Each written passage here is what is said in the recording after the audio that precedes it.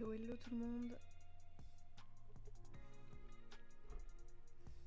Je finis de m'installer et je suis à vous.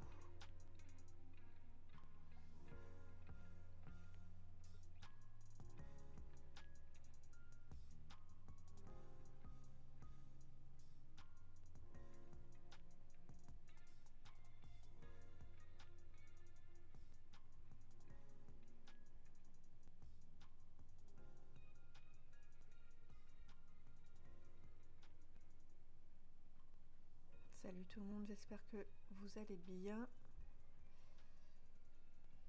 On est aujourd'hui réunis pour se faire un petit point sur les énergies astro du moment. Notamment voilà, autour de, on va dire cet été, juin, juillet, août.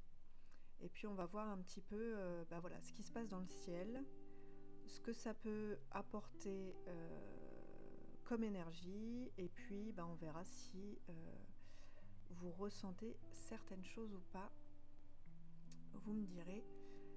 Je finis juste ma petite installation et on commence.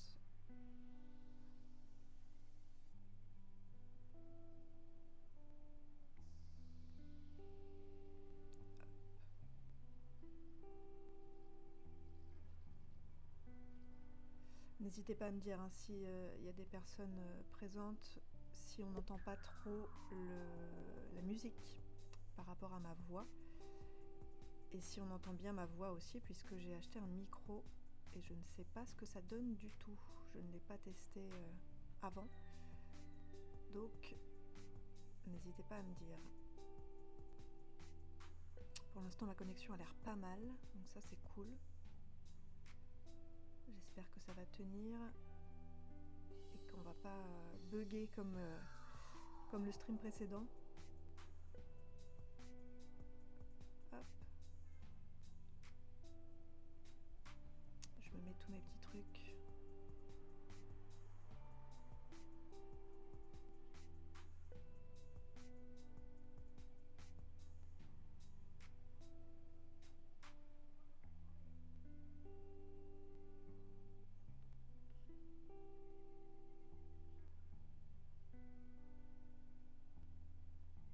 Voilà. Bon, on va commencer tranquillement.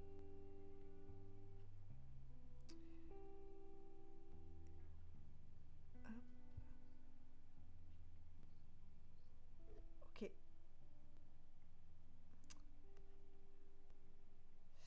Donc, on va commencer tranquillement avec les énergies du moment. Donc, comme je vous le disais plus tôt, les énergies de cet été 2025. On va voir un petit peu, donc j'avais fait un premier live sur les énergies 2025 en début d'année, je ne sais pas si vous l'aviez vu. Pour l'instant, je ne l'ai pas remis sur ma chaîne YouTube, mais je m'y attelle très bientôt. Mais là, en fait, on va revenir un petit peu sur ces énergies-là et voir, voilà, est-ce qu'il y a des choses que l'on ressent ou pas, est-ce qu'il y a des choses qu'on a ressenties aussi peut-être. On va voir un petit peu tout ça. Donc il y a en ce moment dans le ciel un vrai mélange de...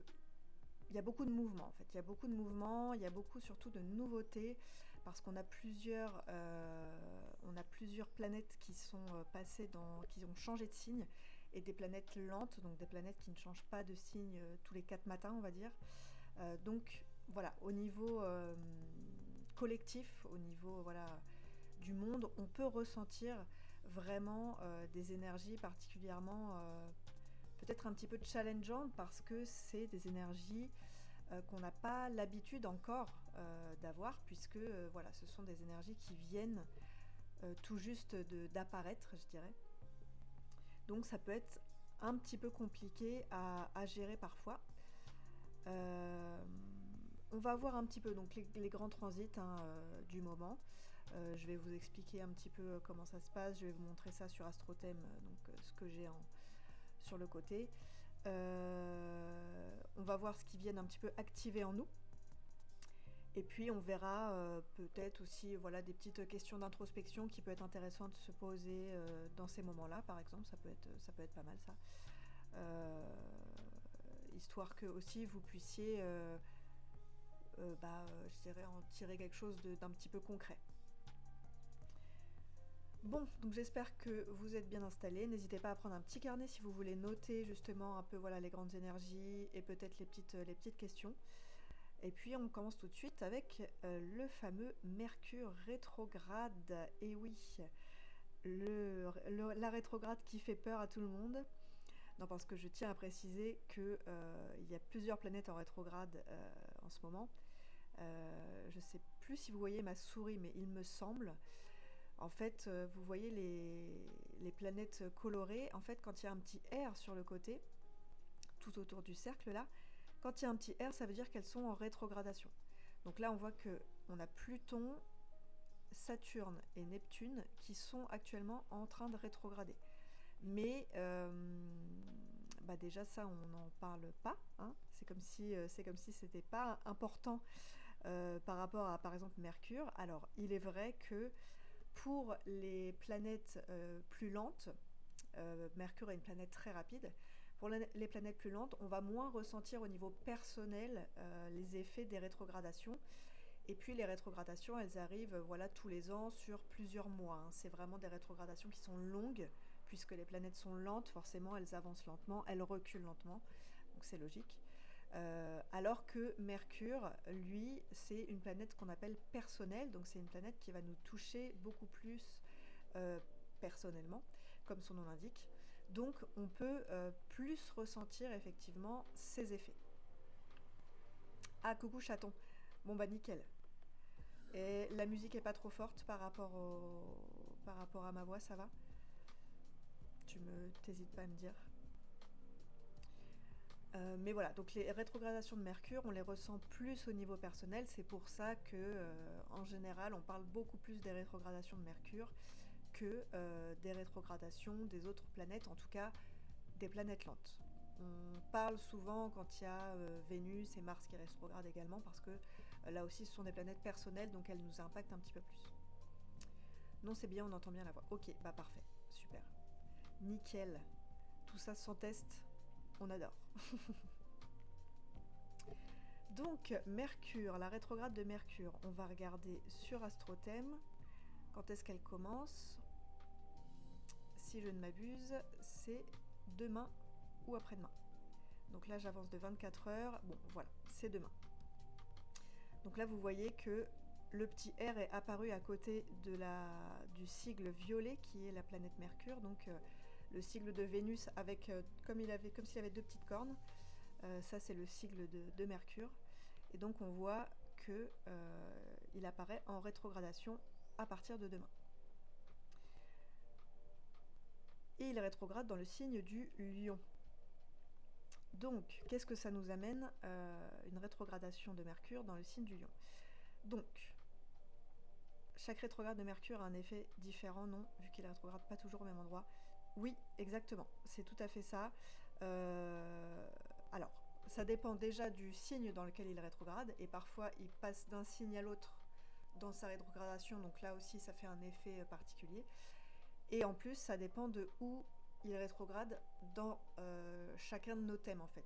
Ça va pas forcément avoir les mêmes effets chez tout le monde. Alors certes, on a un truc un petit peu général qui dit oui, voilà, les rétrogrades de Mercure, c'est des problèmes au niveau des transports, des problèmes au niveau des technologies, des choses comme ça. En général, on dit toujours, hop, ça veut dire retour d'ex, le matériel affecté. Ouais, bah voilà. Oui, les retours des personnes aussi, ça c'est un truc qui revient très souvent avec Mercure. Mais en réalité, alors, Mercure c'est la planète de la communication, c'est la planète des transports, c'est la planète des petits déplacements, c'est la planète de l'entourage proche, la planète de la réflexion aussi.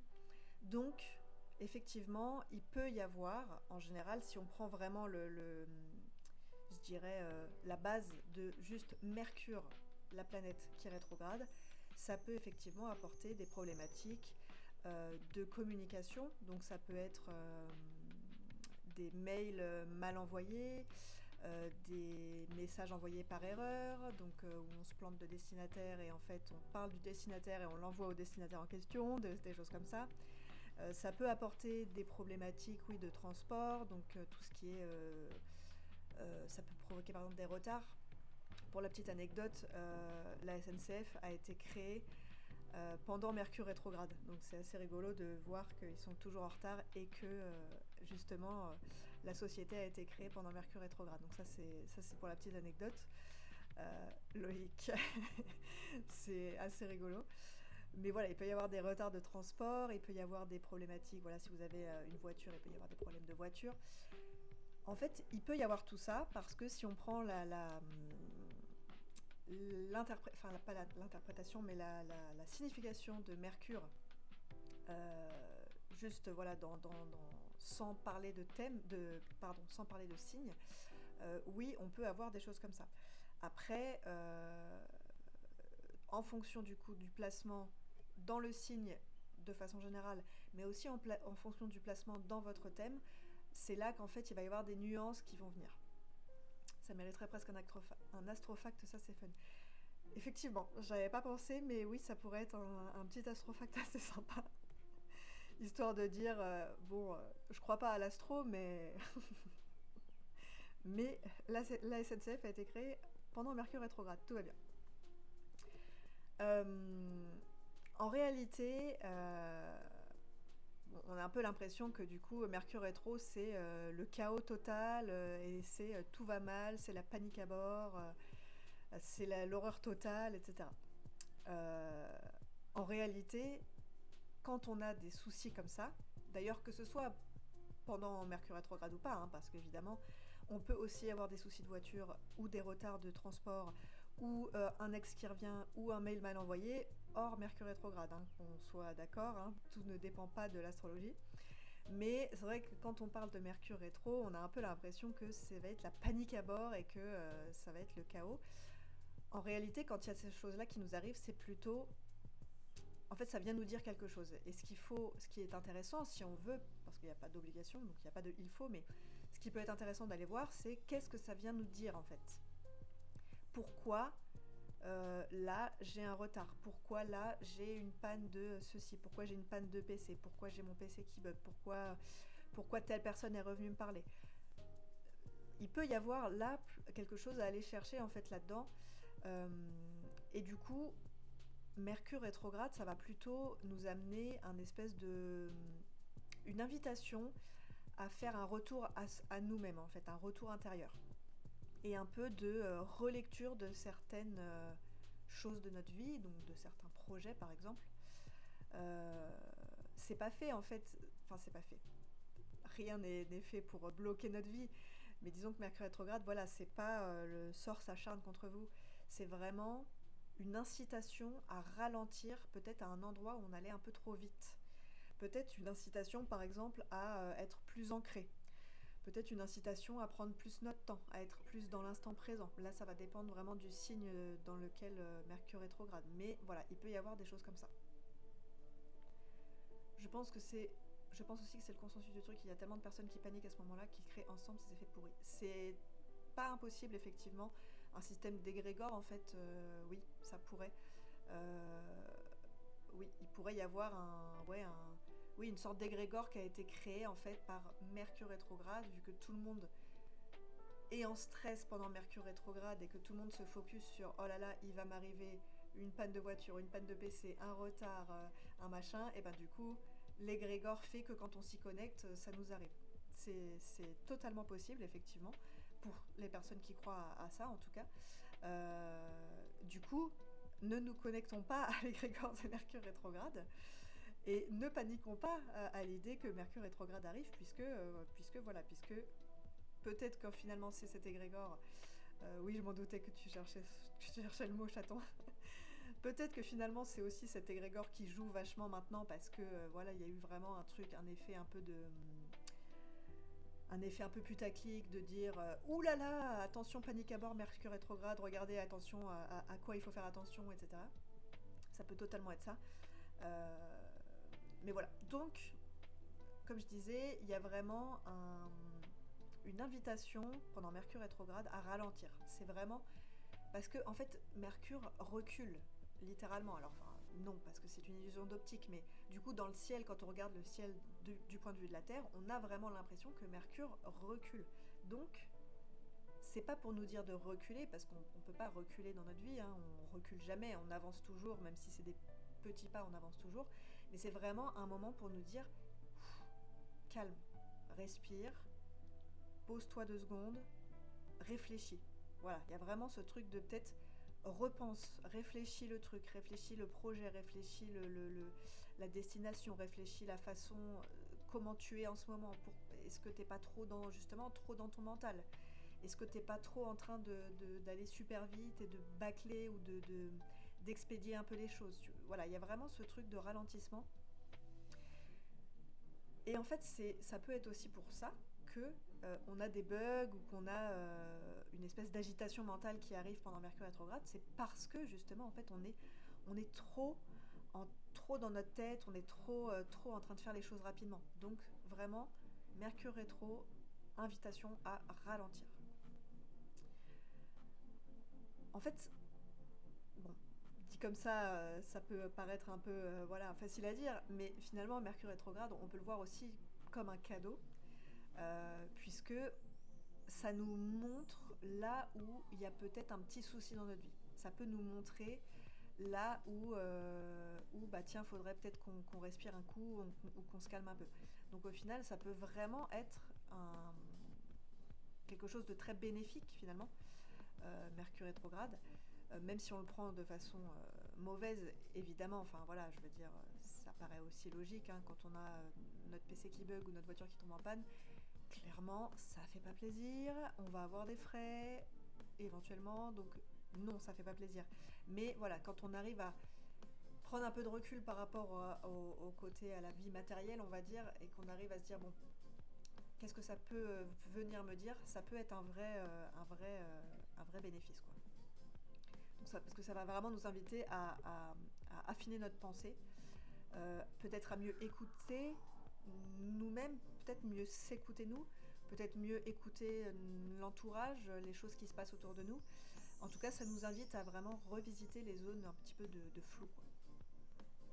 Donc on pourrait dire, c'est pas un piège cosmique, c'est une pause cosmique, voilà.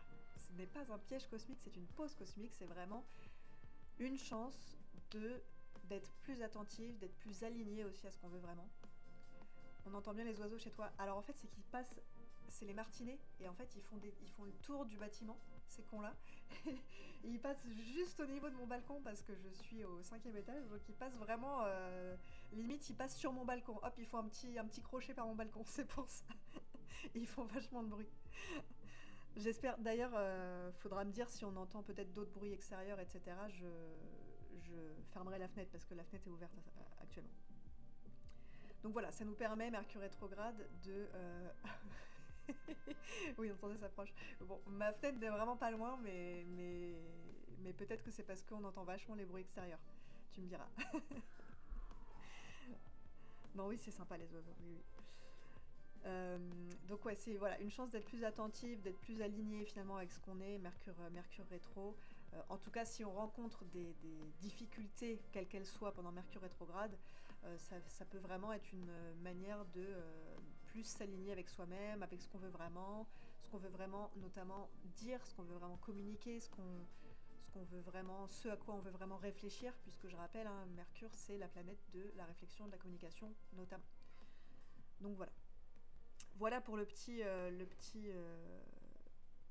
on pourrait presque dire debunk de Mercure rétro. Donc pas de panique pour Mercure rétrograde, ça va bien se passer. Donc Mercure rétrograde, donc il commence demain, on a dit, et ça va durer 3 semaines. Donc c'est toujours 3 semaines, hein, ça arrive 3 fois par an. Souvent il y a une des rétrogradations qui est à cheval sur 2 ans, mais ça arrive 3 fois par an. Donc déjà c'est quelque chose qui arrive quand même régulièrement, hein, donc c'est pour ça aussi que c'est pas utile de paniquer, parce que forcément il y a des moments, il y a certains Mercure rétrogrades pendant lesquels vous n'avez sûrement pas vécu de choses particulièrement bizarres ou voilà, de bugs ou de retard, etc. Donc là, on a dit que Mercure rétrogradait en Lion, elle rétrograde uniquement en Lion, donc elle ne repassera pas en Cancer, elle reste en Lion. Et en Lion, ça va nous inviter à revisiter un petit peu la façon dont on va exprimer notre feu intérieur. Parce que le Lion, c'est vraiment le signe solaire par excellence, c'est le signe qui brille, c'est le signe qui vraiment... comment dire, c'est un signe très charismatique qui illumine en fait tout. Voilà, c'est un signe qui illumine, très lumineux, très solaire. C'est un petit peu le roi. Donc le roi peut être un roi très bon envers ses sujets, comme un roi tyrannique, hein. Mais voilà, il y a vraiment ce côté roi chez le lion qui est très important. Et il y a un côté extrêmement créatif chez le lion. Et ça peut être du coup tout ça que Mercure vient nous demander de revoir un petit peu, surtout si vous avez, voilà, encore une fois, retard, des petits bugs, des choses comme ça. Ça peut peut-être vous dire, bah, est-ce que tu es vraiment aligné avec ton authenticité finalement? Est-ce que tu es vraiment aligné avec ta créativité? Est-ce que tu es vraiment aligné avec ce que tu as envie de briller? Est-ce que tu as envie de dégager en fait comme énergie, ne serait-ce que ça? Est-ce que tu es aligné avec ce que tu as envie de dégager comme énergie? Ça peut être des choses comme ça. Ça peut être aussi, on peut venir nous demander, est-ce qu'on s'exprime vraiment avec le cœur? Parce que le lion, c'est vraiment... Il fait tout avec le cœur, le lion. Donc il agit avec le cœur, mais aussi il parle avec le cœur. Donc, vu que Mercure, c'est la planète de l'expression, de la parole, entre autres de la communication, eh bien, ça peut être ça. Est-ce que je m'exprime? Est-ce que je dis ce que j'ai sur le cœur? Est-ce que je m'exprime avec le cœur? Est-ce que je parle avec le cœur? Ou est-ce que je me cache derrière un masque peut-être par peur de ne pas plaire, hein, parce que le lion a un grand besoin de reconnaissance, notamment lorsqu'il est dans son énergie basse. Donc Mercure en lion qui rétrograde, ça peut être un besoin de reconnaissance qui ressort vachement et qui prend un peu le dessus sur tout le reste. Et donc on pourrait par exemple pendant Mercure rétrograde se mettre à... ouais, à moins dire ce qu'on pense ou à moins parler avec le cœur, de peur de ne pas avoir la reconnaissance qu'on attend ou de peur de ne pas être aimé. Parce qu'en fait, c'est ça la base de la base du lion, c'est il pense qu'il doit briller pour être aimé. Donc, si il y a des petits soucis, des ralentissements, du brouillard mental pendant Mercure rétrograde, voilà, la question peut se poser, est-ce que finalement je ne joue pas un rôle? Est-ce que je ne me tais pas pour éviter d'exprimer ma lumière, pour éviter de briller, pour éviter de prendre trop de place peut-être, pour éviter voilà, qu'on ne m'aime pas en fait, pour éviter que les gens me rejettent et que je n'ai pas la reconnaissance que j'attends. Donc là, on peut avoir des retards, donc notamment, alors plutôt des malentendus. En fait, on va avoir plutôt des malentendus autour de la communication, hein. On peut avoir des difficultés à se mettre à créer des choses, donc créer, pas forcément des trucs artistiques, hein, attention. Quand je dis créativité, créer, c'est vraiment extrêmement large. Euh, tout ce qu'on fait de nos mains finalement et tout ce qu'on produit, voilà, tout ce qu'on produit, c'est de la création, c'est de la créativité. Et donc il pourrait y avoir des difficultés à s'y mettre ou une impression de ne pas réussir à faire ce qu'on veut, mais en fait, est-ce que c'est pas parce qu'on se bloque pour une raison ou une autre, parce que, je sais pas, peut-être que cette création, on voulait la poster sur les réseaux, et du coup, on va avoir tendance à bloquer un petit peu sa créativité parce que on veut faire quelque chose qui va plaire à tout le monde. Alors qu'en fait, non. La créativité, elle s'exprime que quand on finalement, on s'en fout justement du regard des autres et qu'on laisse sortir un peu justement notre lumière intérieure. Donc voilà, là ça pourrait bloquer un petit peu là-dessus. Euh, Ça pourrait bloquer en fait au niveau des élans un peu spontanés, parce que le lion est un signe de feu.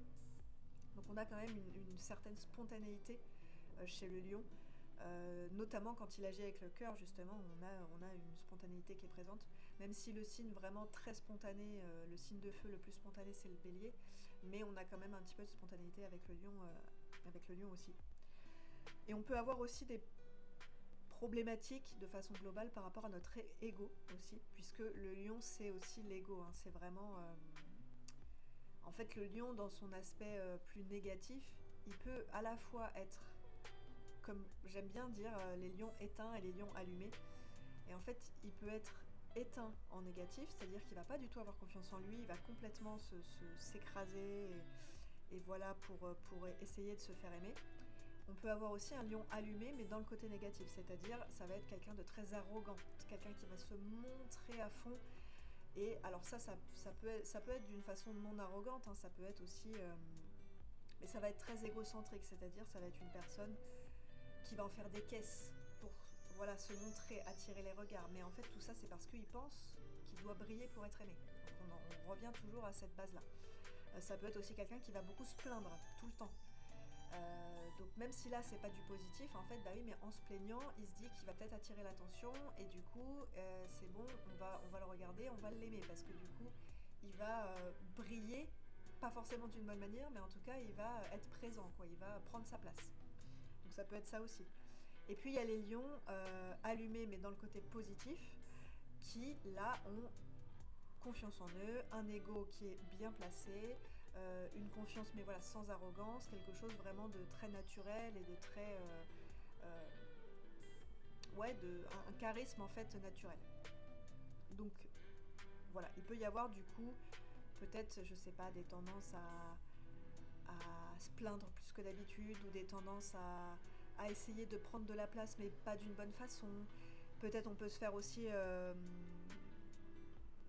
j'allais dire réprimander, c'est pas le mot, mais on peut se faire, enfin quelqu'un peut nous faire une remarque par exemple là-dessus et ça pourrait nous toucher mais à fond alors que d'habitude peut-être on s'en fout, mais là ça va nous toucher parce que bah forcément Mercure rétrograde en Lion, c'est l'ego en prend un coup, on nous a dit quelque chose donc ça y est on se met à trop penser, à trop réfléchir et à voilà, à trop être dans son mental et à trop ruminer une petite remarque qu'on nous a faite, enfin voilà, il peut vraiment y avoir tout ça qui se passe pendant Mercure rétrograde.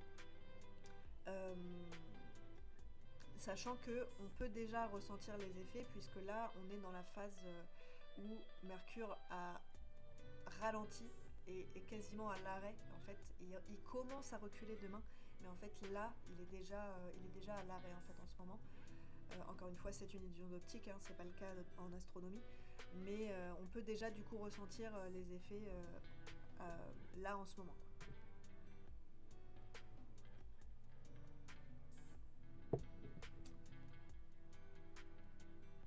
Alors, Mercure rétrograde, en Lion en tout cas, ça peut être un bon moment justement pour bosser sur sa créativité.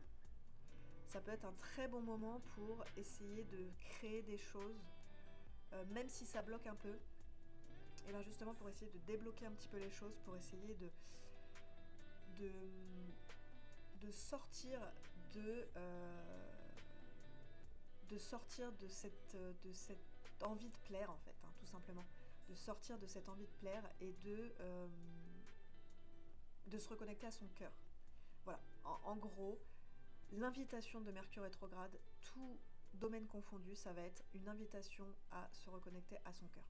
Donc pour par exemple créer, pour faire des créations, donc que ce soit encore une fois des activités artistiques ou non, mais vraiment on est invité à, même si ça bloque, à forcer un petit peu pour bah, nous prouver qu'on peut y arriver en fait, pour nous prouver qu'on peut aussi créer des choses, prendre des risques en fait, et suivre notre cœur en créant des choses et que ça plaise aux autres ou non.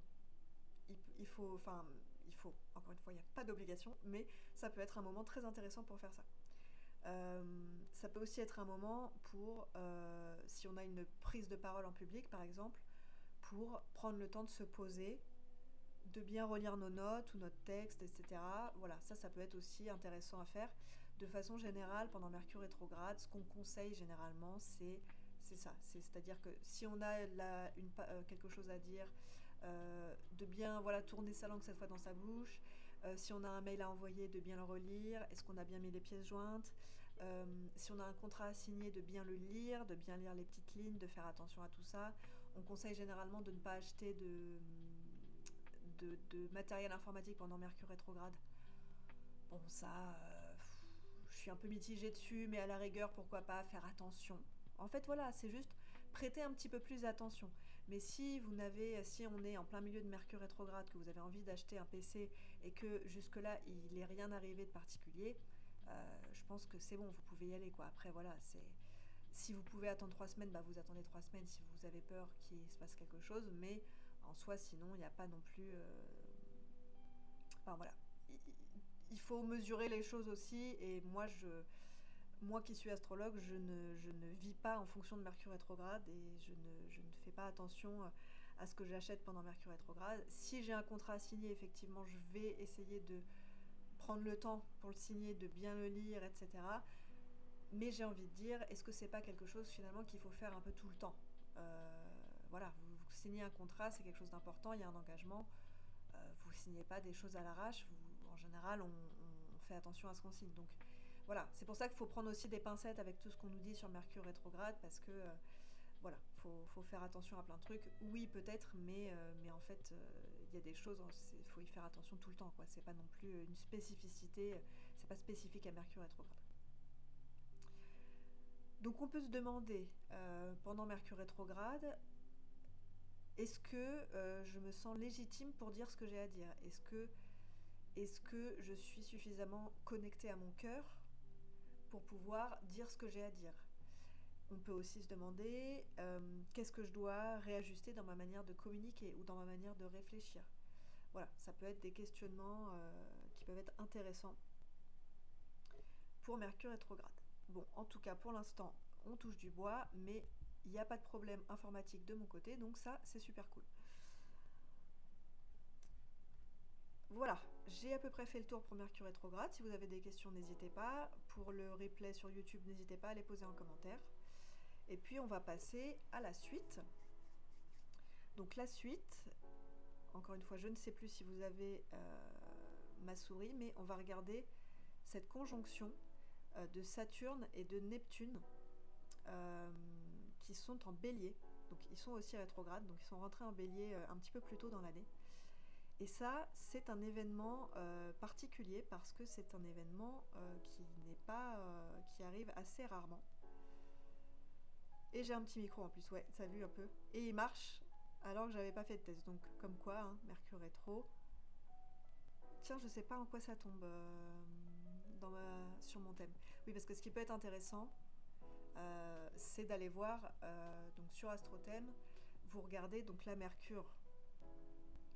Il est à 15 degrés du Lion et il rétrograde jusqu'aux alentours des 4 degrés. Donc vous pouvez regarder ce que vous avez sur AstroThème, sur votre thème natal, si vous avez quelque chose entre on va dire le degré 0 et le degré 15 du Lion. Et du coup, vous pourrez voir si ça vient toucher quelque chose dans votre thème ou pas. Ça peut être intéressant pour voir notamment dans quelle maison ça tombe. N'hésitez pas aussi si vous voulez un petit coup de main à me dire dans les commentaires ou sur le chat pour que je puisse vous aider pour soit faire votre thème ou soit savoir où regarder exactement. Du coup, tu dirais que si on a genre du lion dans le thème, on est plus impacté. Si on voit une planète, oui. Si tu as des choses après le degré 15 du lion, tu seras peut-être moins impacté, mais bon, potentiellement, il y aura quand même de l'impact. Mais si en plus tu as des planètes entre le début du signe et le degré 15 environ, tu regardes en fait les graduations, il y a 30 graduations parce qu'il y a 30 degrés. Il y a des petites graduations dans le signe. Donc tu peux soit compter, mais voilà, les grandes graduations c'est 10, et les moyennes c'est 5, et les petites c'est 1. Donc tu regardes à 15, et si tu as un truc entre 0 et 15, tu vas être oui, plus impacté effectivement que si tu n'as rien du tout. Et regarde aussi dans quelle maison ça tombe. Voilà, parce que si ça tombe en maison 1 par exemple, ça va t'impacter plutôt toi personnellement. Donc ça pourrait être par exemple, ça va t'impacter au niveau du mental, au niveau de ta réflexion, au niveau de ton ego aussi, de comment tu te perçois. Et du coup ça vient en fait venir te questionner sur est-ce que finalement tu te montres dans le sens tu t'exprimes toi-même comme tu le veux et avec le cœur, quoi. Alors attends, je vais te montrer. Est-ce que tu vois ma souris? Parce que je sais plus. Attends, je décale le chat. Je sais plus si on voit la souris. Mais si tu vois la souris, tu vois la mercure. Est-ce que je peux zoomer? Est-ce que ça vous zoome? Je pense que ça zoome. Attends, je regarde sur OBS. Ouais. Parce que moi, je vois pas ma souris sur OBS. Donc, là, il est au degré 15, tu vois, un petit peu après le degré 15. Ah si, je vois ma souris, ça y est. Donc, dans la première partie, en fait, entre la fin du cancer et la première partie du lion, la première moitié, en fait, hein, parce qu'il y a 30 degrés, donc 15, c'est au milieu. Donc, si tu as des choses dans toute la première partie du lion, potentiellement, tu vas plus le ressentir.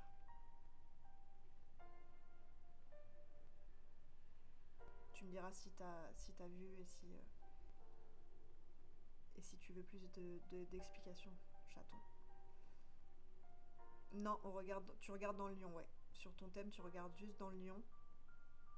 En fait, tu regardes Mercure en transit en ce moment pour voir où est-ce qu'il est. Tu peux aussi regarder jusqu'où il rétrograde. Mais voilà, je te le dis, c'est aux alentours, enfin, c'est à peu près au début du lion. Mais après, tu regardes sur ton thème, du coup, où se trouve le degré 0 au degré 15 du lion.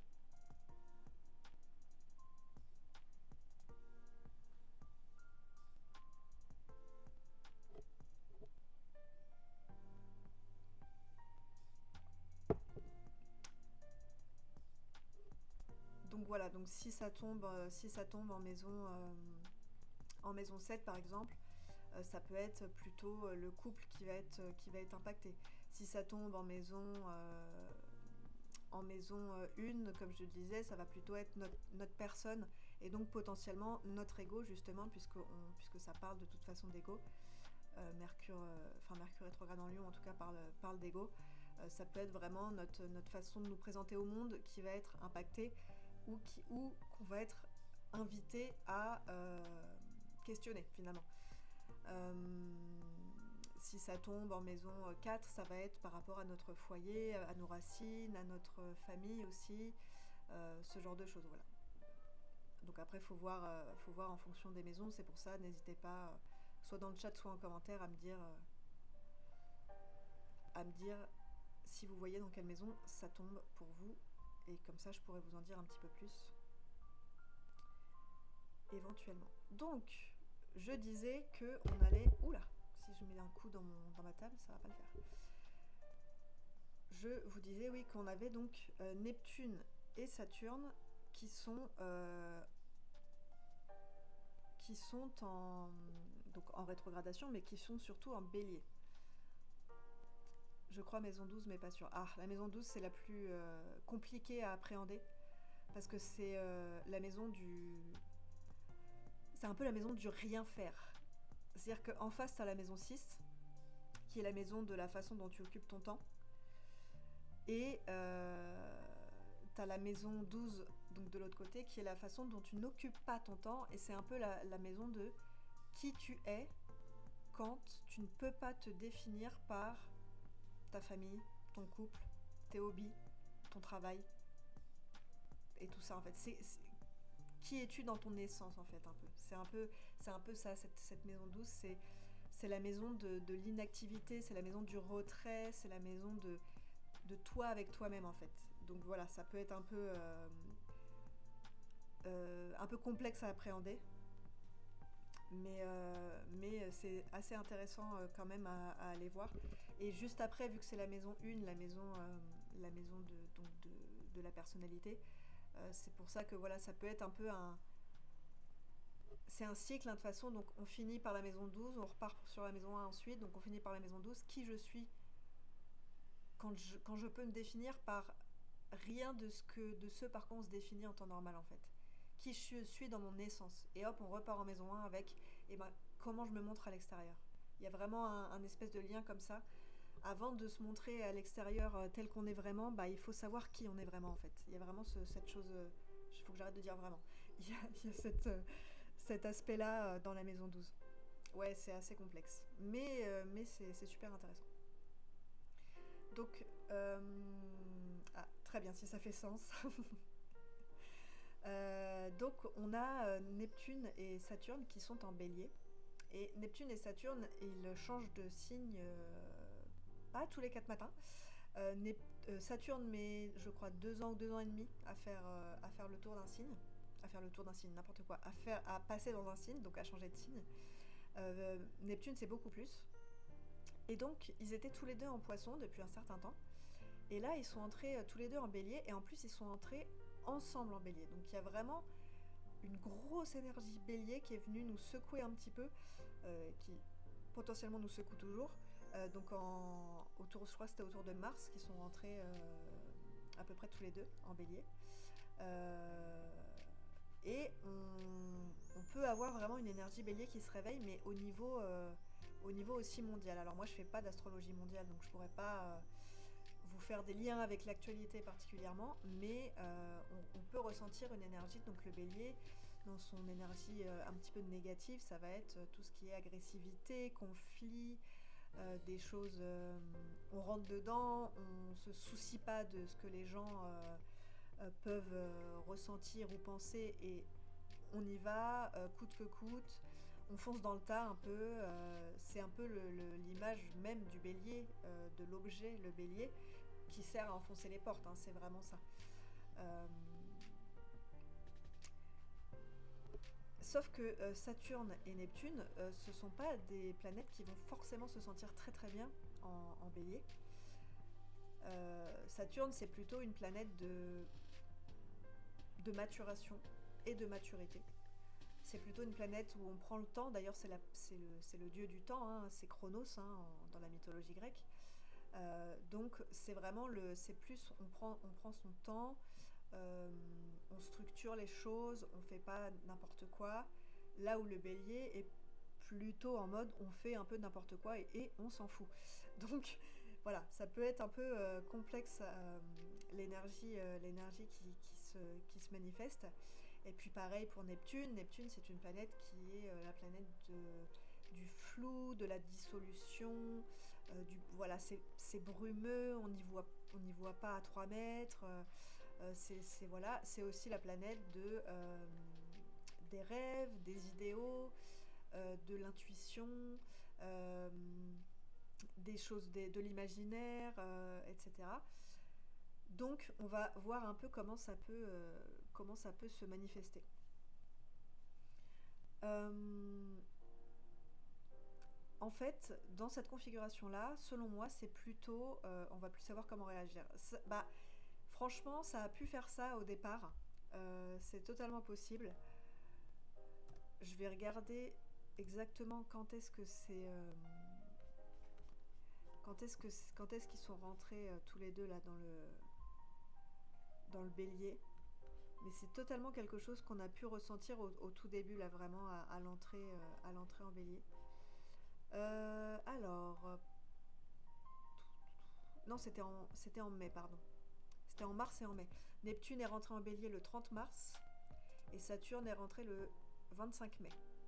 Donc, bon, 30 mars, donc on va dire entre avril et mai, là, on a pu avoir un espèce de truc comme ça, un peu confus, euh, de pas trop savoir comment réagir, effectivement, comment agir. Et beaucoup de flou, voilà, il peut y avoir vraiment un flou qui s'accentue en fait, qui s'est accentué beaucoup.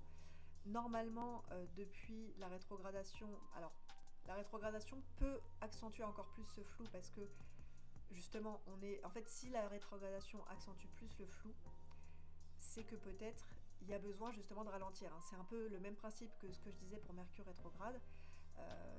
Si on a des problématiques entre guillemets qui apparaissent pendant les rétrogradations, c'est peut-être parce que on va trop vite ou on s'obstine trop sur quelque chose, et donc c'est une invitation à ralentir ou à lâcher un peu. Eh bien, euh, du coup, si on est encore plus dans le flou depuis la rétrogradation, eh ben, ce qui pourrait nous éviter d'être dans le flou, c'est de ralentir. C'est de ralentir, et de toute façon, ces deux énergies, déjà ces deux planètes lentes, mais de toute façon, ces deux planètes sont des énergies qui sont lentes. C'est-à-dire que c'est des énergies qui prennent leur temps. c'est des planètes qui prennent leur temps. Et donc, je pense que ça vient un petit peu, je dirais, rééquilibrer le bélier. En tout cas, ça va venir parce que là, on a eu l'entrée en bélier. Ensuite, les planètes, là, actuellement, elles sont en rétrogradation, donc elles sont en train de reculer. Elles reculent et elles vont repasser en poisson. Et ensuite, en 2026, elles reviendront en bélier définitivement. Donc là, c'est comme si on avait un peu un avant-goût des énergies qui nous attendent pour 2026. On a aussi la même chose avec Uranus, on en parlera tout à l'heure, Uranus qui est passé en Gémeaux et qui va repasser en Taureau pour ensuite en 2026 rentrer définitivement en Gémeaux. Donc en fait on a 3 planètes lentes qui ne changent pas de signe tous les 4 matins, qui changent de signe cette année et qui vont revenir dans leur signe précédent et changer définitivement de signe en 2026. Donc pour moi c'est vraiment un avant-goût de ce qui nous attend. Et donc, je disais, Saturne et Neptune, ce sont 2 planètes qui sont lentes, qui prennent leur temps. Donc je pense que ça vient un petit peu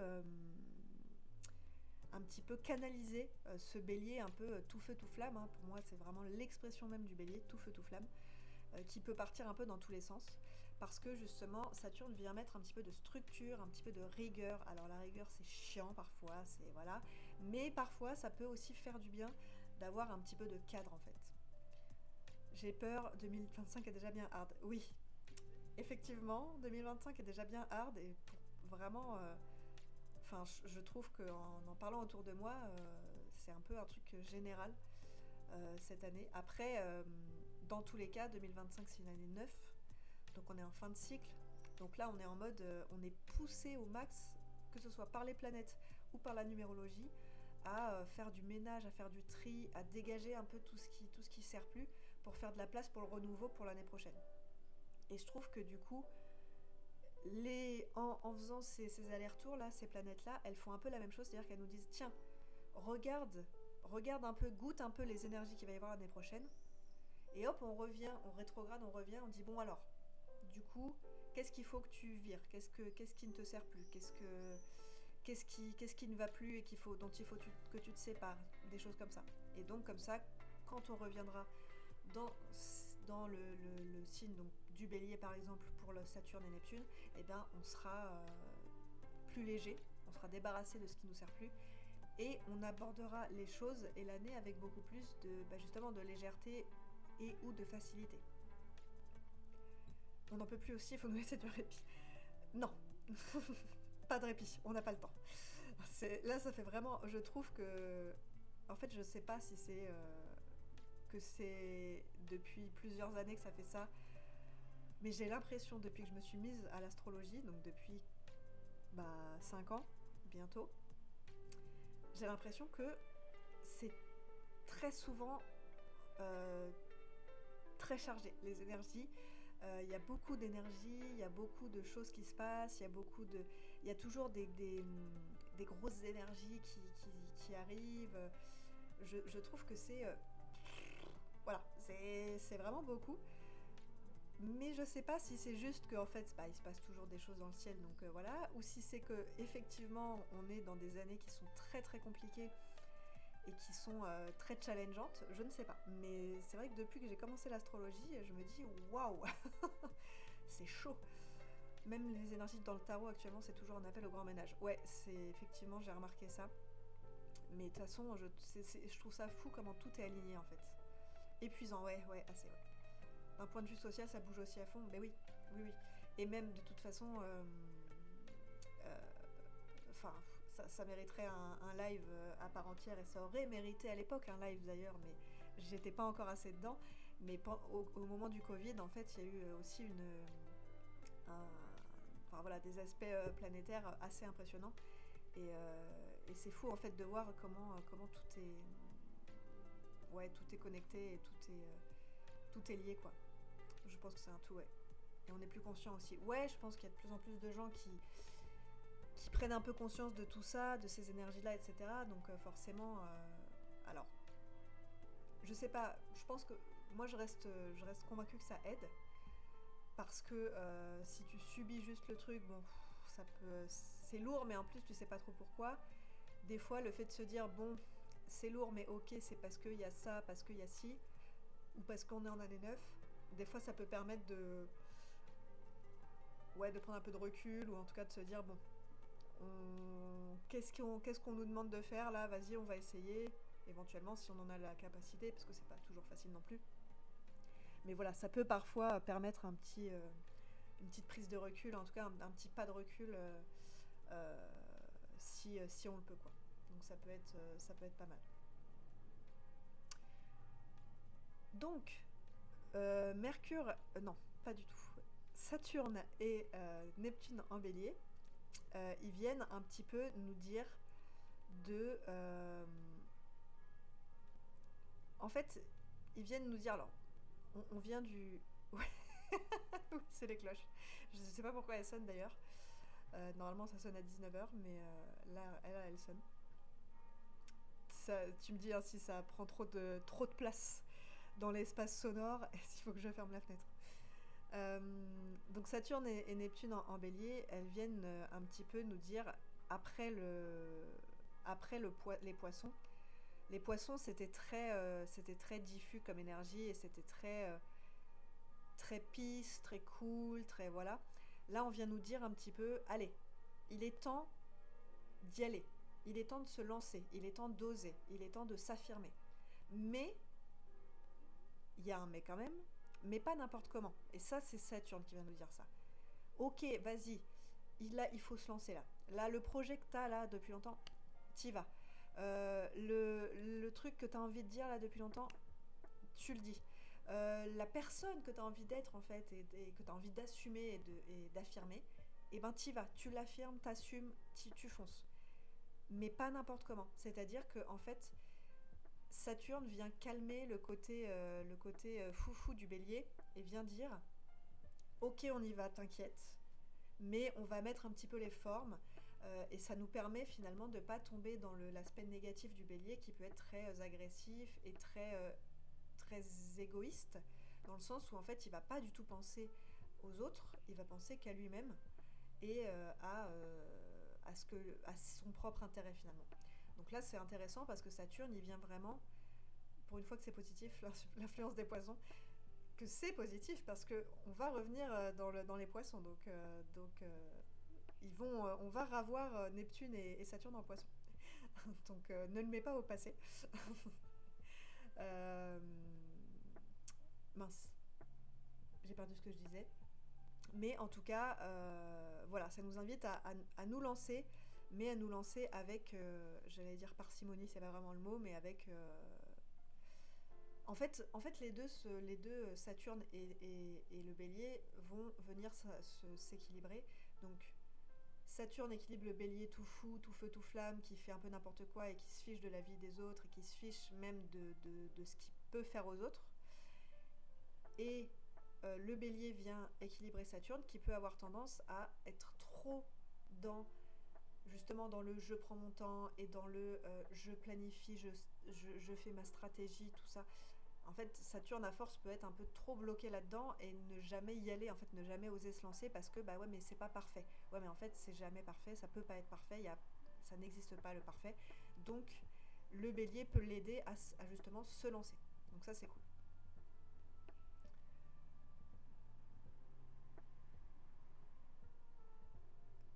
Nope. Alors, attendez 2 petites secondes.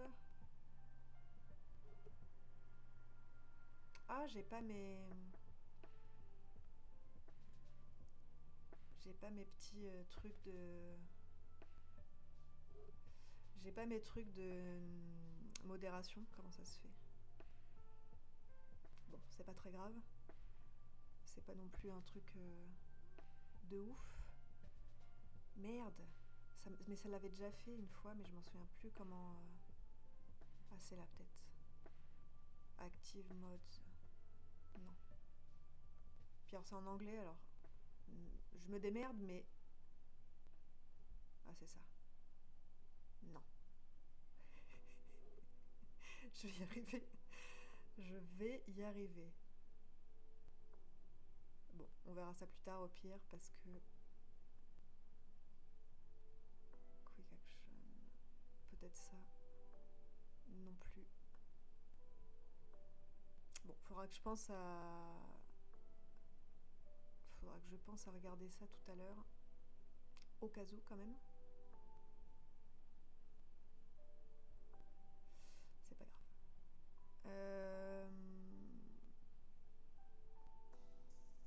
Non, ouais, je peux que répondre. J'ai pas ma petite épée. Ouais, je sais pas comment ça se passe quand c'est notre chaîne. Bah... je pensais que j'avais... Attends, je peux pas... C'est quoi ça?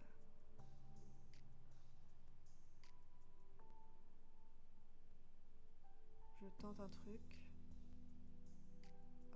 Oula.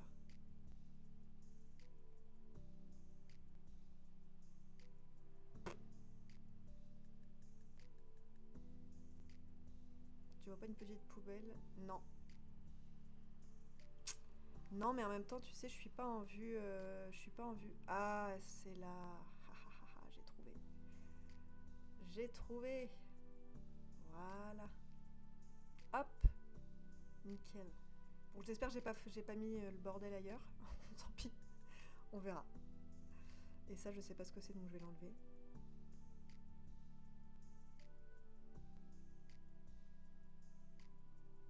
Je peux pas l'enlever. Bon, c'est pas grave. Allez, j'espère que ça va pas foutre le bordel. Hop. Je me remets sur mes petites notes. Ah, j'ai mis le mode lent, ouais. Je sais même pas comment j'ai fait. Mais je crois que j'ai... Show... Non, non...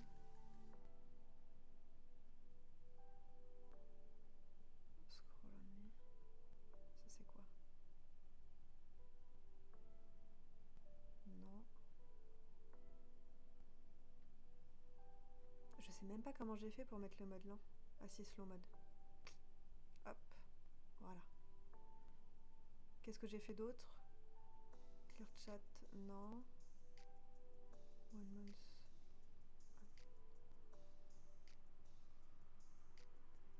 Ah non, mince, je crois que j'ai activé un truc sans faire exprès aussi. Ah ouais.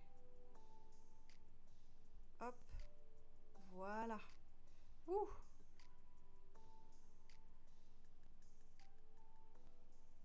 Normalement, c'est bon.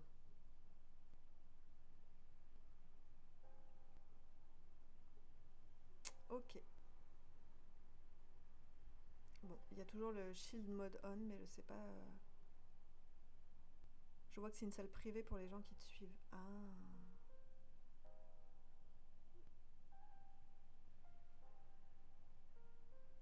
Follower only. Ouais, mais comment je enlève le follower only? Bah, ça doit être ce shield là, mais je ne sais pas comment je l'enlève.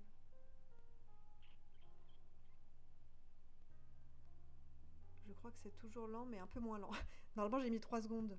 Attends, j'enlève slow mode. Voilà. Non mode chat delay. Ça, on enlève. Follower only chat, non, on enlève aussi. Ah bah voilà, bah ça, en fait, c'est en désactivant tout que ça enlève le chill mode. Et ça, c'est quoi? Ah ok, ça, on s'en fout. Voilà. Je crois que c'est bon. Bienvenue dans la découverte de Twitch. La grosse baumeuse qui découvre Twitch. Bonjour, hein, c'est moi. Donc, je remets mon petit chat ici. Ouais, ça a l'air d'être bon, mais pourtant j'ai toujours le chill mode on, mais bon. Écoute, tant que ça fonctionne, j'ai envie de dire, c'est pas bien grave. Je reprends mes petites notes. Hop. Et c'est Mercure qui dit d'avancer lentement mais sûrement. Mais exactement, voilà. C'était pour dire... Calmez-vous, ok. Le mode lent s'est mis alors que j'ai même pas fait gaffe. Et ben c'était ça en fait.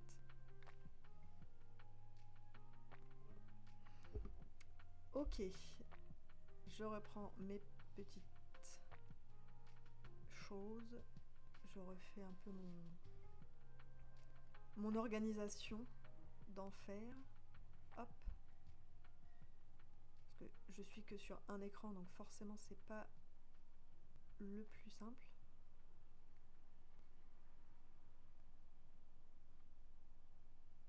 En tout cas, je suis contente parce que la connexion a l'air de bien tenir. Comme quoi ça dépend vraiment des jours. Parce que là je me suis dit bon, j'espère que ça va pas bugger, parce que vu qu'on est à une heure où il y a potentiellement beaucoup de gens qui sont connectés, ça pourrait être un peu la merdasse, mais non, nickel. Comme quoi. C'est bizarre, je sais pas ce qu'elle fait ma co, mais bon. Donc, je disais, tout ce petit monde en bélier là, donc enfin tout ce petit monde, Saturne et Neptune en bélier.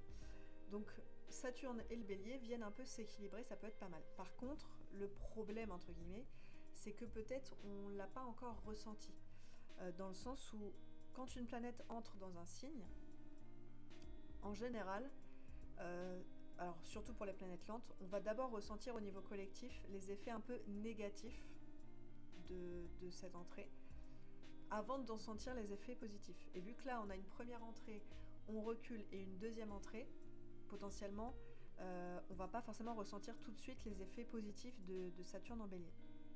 Et Neptune en bélier, en fait, ce qu'elle va venir nous dire, c'est incarne tes idéaux. Parce que là, Neptune, c'est vraiment, voilà, c'est l'idéal. Neptune, c'est l'amour universel. C'est l'amour un peu inconditionnel. C'est la connexion à plus grand que soi. C'est l'intuition. C'est l'imagination, ce genre de choses. Et du coup, avec le bélier, un Neptune en bélier, ça vient vraiment dire vas-y en fait, prends tes rêves et transforme-les en réalité. Ça vient te demander de sortir en fait de ce côté, justement, ça vient te sortir de tes rêves uniquement. Parce que avec Neptune, on peut être dans la fuite et on peut être dans, alors j'allais dire la dissociation, je sais pas pourquoi, mais oui. Mais surtout, on peut être dans, alors soit dans l'échappatoire, donc on va faire des choses, mais voilà, plus pour combler quelque chose que par réelle envie ou par réel besoin, par exemple.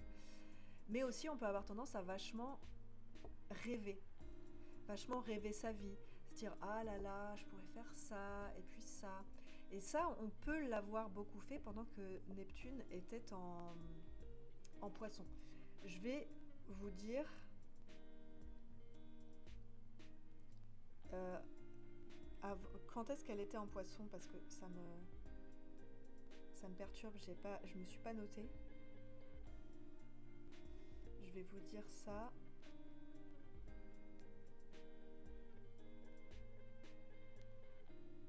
Hop. Alors Neptune.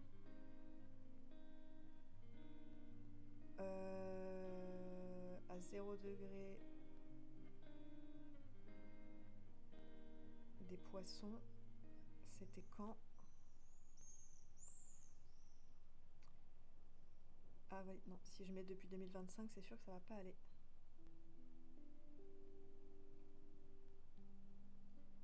Ok, donc Neptune est rentré en poisson en 2012. Donc depuis 2012, donc entre 2012 et 2025, il y a pu y avoir beaucoup ce truc de bah je rêve, voilà, je rêve ma vie. Ah, si je faisais ci, si je faisais ça. Il peut y avoir eu un truc très idéaliste, très vraiment le truc idéal de j'aimerais tellement faire ça, ce serait super, etc. Et ben là, Neptune en bélier, il vient nous dire bah vas-y, arrête de rester justement dans le rêve, etc. Et en plus, l'avantage, quand on aura les effets vraiment positifs de cette conjonction, enfin de ces deux planètes en bélier là, en plus on a la structure et le sérieux de Saturne avec nous. Donc en fait là il y a vraiment un truc de, si on avait que Neptune en bélier, On pourrait se lancer on pourrait voilà, essayer de rendre nos rêves réalité, mais de rendre un peu n'importe quoi réalité. Donc potentiellement, ça pourrait être problématique. Mais là, l'avantage, c'est qu'en fait, on a Saturne qui vient cadrer un peu les choses, qui vient nous donner son sérieux, qui vient nous donner sa rigueur et sa capacité de planifier, de, de faire des stratégies, etc.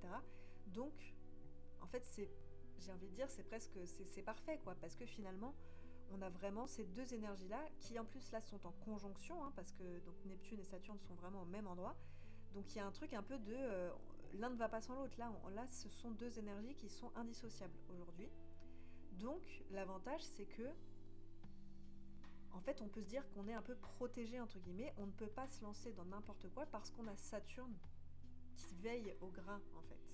Saturne, c'est un peu le flic qui vient dire vous faites trop de bruit, taisez-vous, ou le vieux voisin qui vient nous dire ça et qui casse un peu l'ambiance de la fête. Mais parfois, bah en fait, cette personne, ce vieux, on l'aime bien. Parfois, c'est pas le vieux chiant, c'est le vieux sage en fait. Et du coup, là, typiquement, dans cette configuration-là, il peut vraiment jouer son rôle de vieux sage et de, bah ouais, de prendre le temps de maturer ce rêve qu'on a envie de réaliser, mais pas trop longtemps non plus, et de finir par se lancer quand même, d'oser se lancer. Et vu que il y a quand même un certain idéalisme avec Neptune, pareil, Neptune et Saturne vont s'équilibrer parce que Neptune en bélier peut avoir tendance à être très idéaliste et à se dire mais oui ça peut marcher ce projet dont je rêve depuis des années, et ben hop Saturne vient lui dire attends, vas-y on refait une petite passe dessus, on planifie un peu, on voit comment ça peut se passer concrètement, et ensuite ok, après Neptune vient lui dire et le bélier vient lui dire arrête un peu de réfléchir, c'est bon, on a réfléchi, maintenant c'est bon, on peut y aller, on y va, on se lance, t'inquiète, ça va marcher. Donc là, il y a vraiment une disposition qui est vraiment intéressante. Ça peut être un bon moment pour justement pour tester un petit peu qu'est-ce qu'on veut réaliser, quels sont nos projets, euh, voilà, de cœur, qu'est-ce qu'on a envie ou qu'est-ce qu'on a envie d'être. Là encore, ça peut être intéressant d'aller voir dans quelle maison ça tombe pour vous. Donc on est sur le tout début, les premiers degrés du bélier. Ça peut être intéressant de voir dans quelle maison ça tombe pour voir dans quel domaine de vie ça va peut-être vous impacter, ou pas, hein, bien sûr. On n'est pas non plus forcément tous impactés par les énergies astro. Mais voilà, mais du coup, ça peut vraiment être intéressant de tenter des choses et de tenter notamment des lancements de projets ou des nouvelles façons de s'affirmer, par exemple, parce que le bélier, c'est vraiment l'affirmation de soi. Et ça peut être intéressant parce que ça peut, du coup, on peut avoir des retours, c'est-à-dire qu'on va voir tout de suite, tiens, est-ce que ça fonctionne ou pas. Et du coup, si ça fonctionne pas, et ben tiens, ok, on se remet dessus, on voit un peu, on réutilise l'énergie de Saturne pour planifier, faire un peu des stratégies, de réfléchir de comment, pourquoi, machin, analyser un peu tout ça, et puis hop, on pourra repartir peut-être par exemple en 2026 quand Saturne et Neptune seront à nouveau entrés dans le bélier. D'ailleurs, je me l'étais noté, je crois que Saturne... Ah, les deux entrent en février-mars. Il y en a un qui rentre le 14 février et je crois que l'autre entre en mars, il me semble, en mars, février et mars 2026.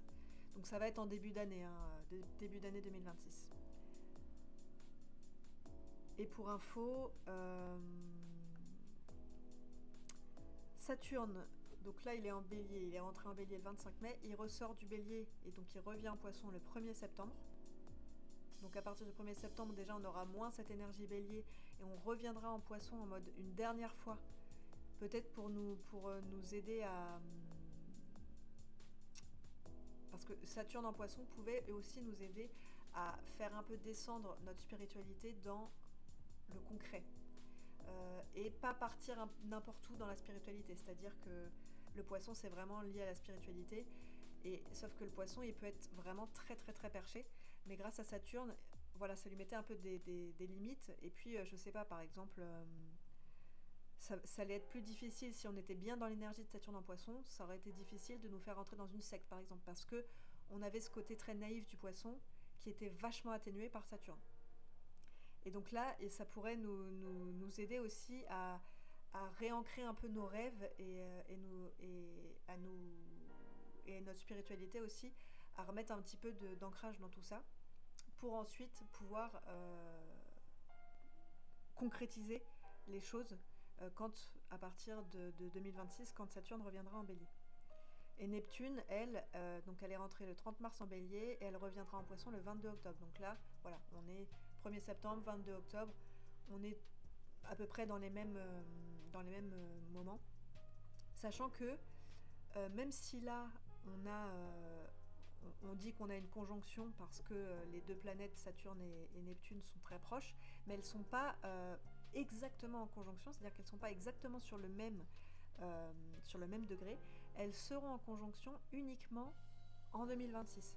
Donc en fait, pour l'instant, elles se suivent de très près toutes les deux, mais elles ne sont pas en conjonction. Donc en plus, la conjonction n'est pas encore arrivée. Donc la conjonction qui va nous permettre justement de incarner nos élans, nos idéaux, mais avec, j'allais dire intelligence, mais voilà, vous voyez ce que je veux dire, et avec stratégie, et ben ce qui nous permet de faire ça, c'est même pas la conjonction exacte, elle est même pas encore là. Donc ça veut dire qu'on a quand même du temps pour réfléchir à tout ça et pour savoir, tiens, bah, qu'est-ce qu'on va lancer, dans quoi on va se lancer, comment on va mieux s'affirmer, etc. Donc ça, c'est intéressant.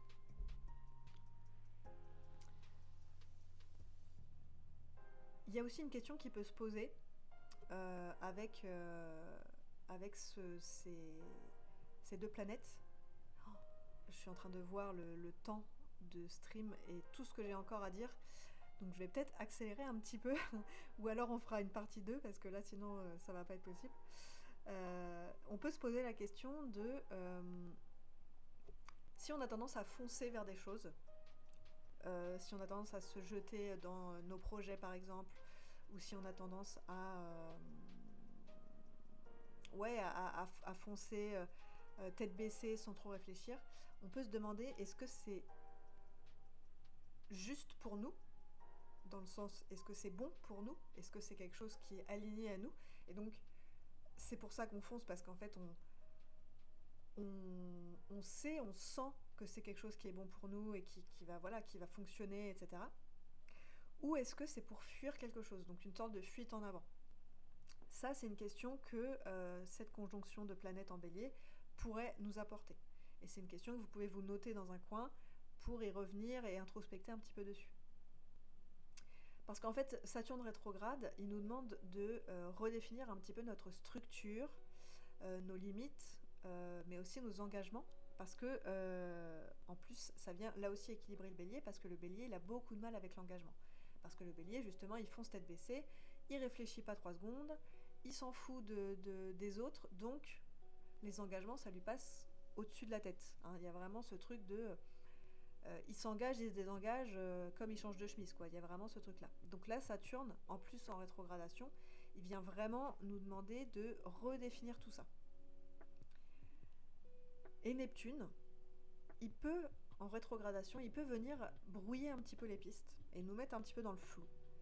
Mais en fait, c'est pour qu'on accepte d'avancer même quand on est dans le flou. C'est-à-dire qu'on accepte d'avancer même quand on n'a pas une vision hyper précise de là où on va. Et en fait, c'est super intéressant parce que du coup, ça vient nous demander de nous connecter beaucoup plus à notre intuition et à nos ressentis pour pouvoir continuer d'avancer en confiance en fait. Et donc c'est là que ces deux énergies sont vraiment les plus intéressantes, c'est dans ces choses-là. On redéfinit ses structures, ses limites, ses engagements, on se reconnecte à notre intuition parce que comme ça on peut avancer même quand on est dans le flou. Et là en fait, en réussissant à faire ça, on a vraiment appris, compris les leçons que viennent nous enseigner ces deux planètes en bélier. Oui, mais on ne sait pas sur quoi et vers où on marche. C'est vrai, et Neptune nous dit fais confiance à ton intuition, reconnecte-toi à elle parce que peut-être t'es pas assez connecté à elle et du coup voilà, c'est normal que tu sois encore un peu dans le flou, mais en se connectant à notre intuition, et ben en fait, on pourra même fermer les yeux volontairement et continuer d'avancer. Et voilà, sans plus savoir où on va, ni sur quoi on marche, et ben en fait, on aura quand même cette confiance. C'est vraiment ça, hein, c'est vraiment la confiance en la vie euh, qui nous permettra de continuer à avancer, quels que soient les événements, en fait, quels que soient les événements extérieurs. Et ça, c'est super important. C'est-à-dire, qu'il pleuve ou qu'il vente ou que voilà ou qu'il y ait du soleil, et ben en fait, on avance et on n'a plus besoin, par exemple, d'avoir du soleil pour avancer.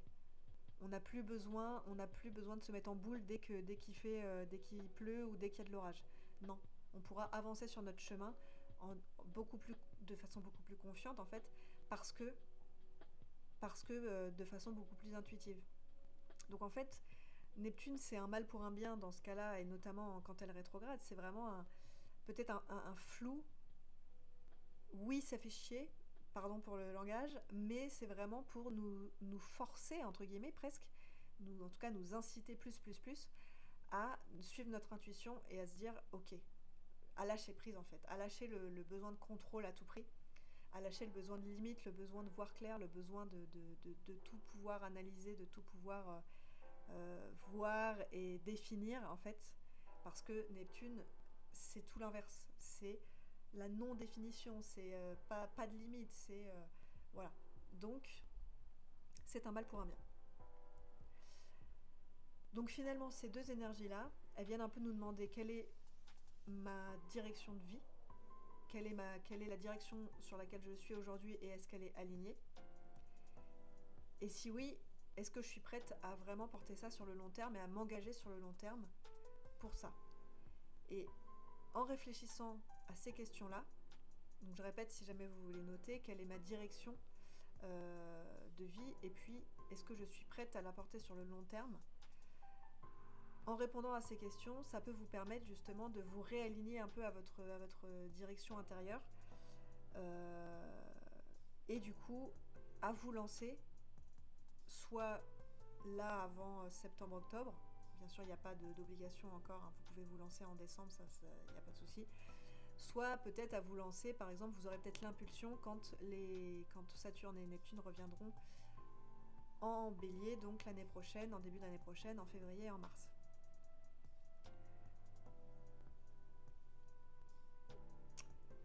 Quelque part,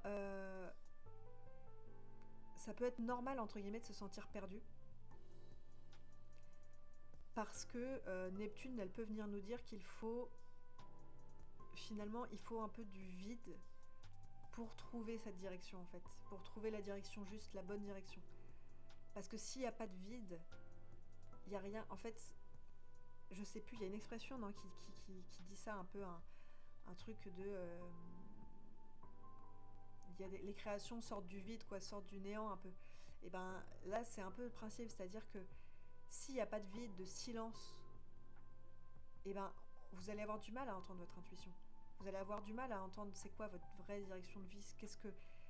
Alors bien sûr, il y a plein d'autres critères qui rentrent en compte, notamment nos schémas d'enfance, etc. On est d'accord. Si on a été habitué à s'écraser complètement et à écraser nos envies, nos besoins et tout, forcément on va avoir du mal à les entendre aussi. Et pas que parce qu'il n'y a pas de silence, hein, ça on est d'accord. Mais déjà, en fait, le fait d'être dans le flou, ça peut nous obliger à nous stopper un peu, à nous poser un peu, à ralentir un peu, et puis à nous dire, ok, je vois rien, comment je fais là pour continuer à avancer. Du coup, il faut que j'écoute plus les choses qui se passent autour de moi, que je ressente plus les choses, que je touche peut-être plus les choses. Voilà, et du coup, ça peut nous aider aussi à nous reconnecter finalement. Ce flou apporte un vide qui peut être très créateur. Donc vraiment la question hein, pour résumer un petit peu tout ce que je viens de dire, la grosse question sur Saturne et Neptune en bélier, notamment en rétrograde, c'est est-ce que je m'engage vraiment sur ce qui est juste pour moi? Voilà, on pourrait résumer tout ça par cette question. Est-ce que je m'engage vraiment pour ce qui est juste pour moi? Et on espère, oui, tout à fait. L'avantage, c'est qu'avec le retour en poisson, on va pouvoir réajuster un petit peu nos idéaux et ce en quoi on croit, et justement ce qui est juste pour nous, ce qui résonne avec nous, avec notre cœur, pour ensuite pouvoir se lancer quand on reviendra en bélier. Voilà pour Saturne et Neptune en Bélier.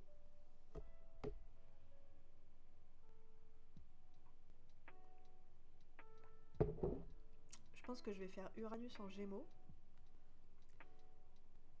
Peut-être Jupiter en Cancer.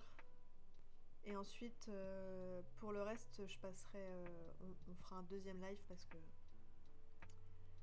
je pense qu'on va déjà atteindre les 2 heures là. Donc, enfin, non, on est à 1h20, mais avec ce que je vais dire là, on va peut-être atteindre les 2 heures. Donc, comme ça fera un deuxième live, ça sera pas mal. Alors, Uranus en Gémeaux.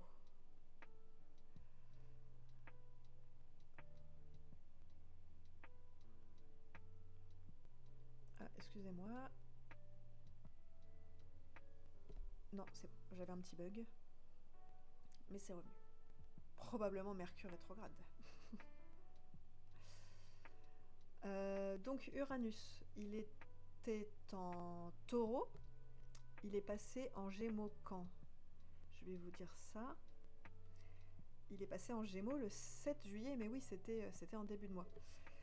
Il est passé en Gémeaux le 7 juillet et il repassera en Taureau le 8 novembre. Donc là, pareil, on a une fenêtre de quelques mois. Il repassera en Gémeaux définitivement en 2025 lui aussi. Ça nous donne un petit peu, là aussi, un avant-goût de ce qui pourrait se passer en 2026, comme je le disais tout à l'heure. J'adore, on n'arrête pas de dire faut pas croire à ce qu'on dit, et puis dès qu'un truc cloche, c'est Mercure. Exactement. Ça c'est ça c'est obligatoire. Plus on dit il faut pas croire à tout ça, plus on utilise Mercure comme excuse. Ça c'est la base, hein, j'ai envie de dire. Mais je réfléchirai tout à l'heure à pourquoi. Non, ça va. C'était un mini bug, donc c'est bon. Si ça bug plus, j'y réfléchirai à pourquoi ça a bugué et qu'est-ce qu'il faut, sur quoi il faut que je ralentisse. mais, mais là, c'était un trop petit bug pour que je m'y attarde vraiment. Mais tu vois, réflexe, parce qu'en fait, j'ai même pas fait attention que je disais ça.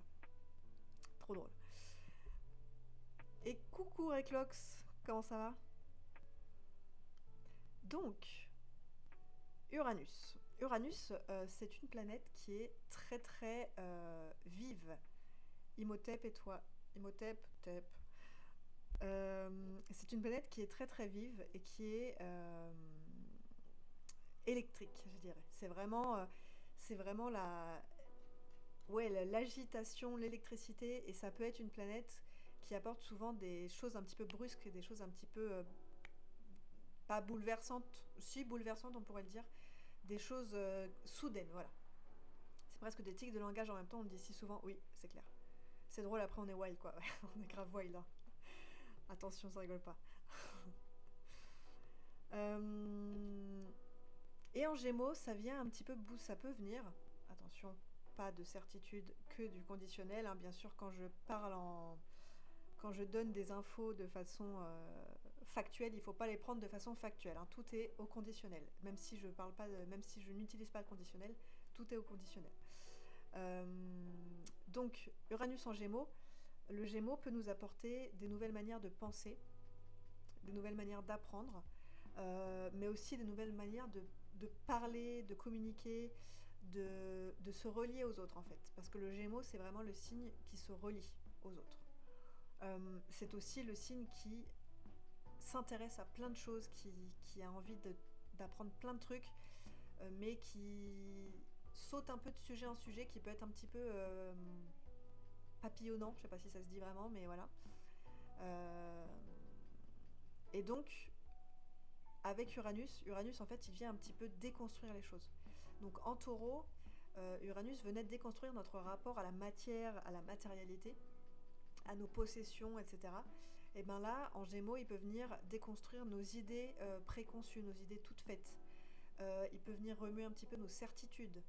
Il peut venir vraiment réinventer notre façon de penser, de parler, d'échanger avec les autres, de nous connecter aux autres. On peut vraiment avoir des révolutions là-dedans. Et ça va venir vraiment, on va remettre en question. Alors, c'est pas tout à fait remettre en question parce que la remise en question c'est plus Pluton, mais ça va vraiment venir nous mettre peut-être des petites claques sur ah mais en fait c'est comme ça que je communique depuis tout ce temps, c'est comme ça que je me lie aux autres depuis tout ce temps, c'est comme ça que j'apprends les choses depuis tout ce temps, alors qu'en fait peut-être cette autre façon-là, bah, elle est vachement mieux. Voilà, il peut y avoir des trucs comme ça où on se rend compte finalement que on s'aperçoit qu'il y a autre chose en fait, et que cette autre chose bah, est mieux et finalement vachement mieux. Et donc c'est là que ça peut être intéressant parce que ça va être des choses potentiellement qui vont être vraiment soudaines. Donc là pour l'instant Uranus, on est d'accord, il n'est pas en rétrogradation, non. Il entrera en rétrogradation, je crois, en août, si je ne me trompe pas. Je suis en plein en train de...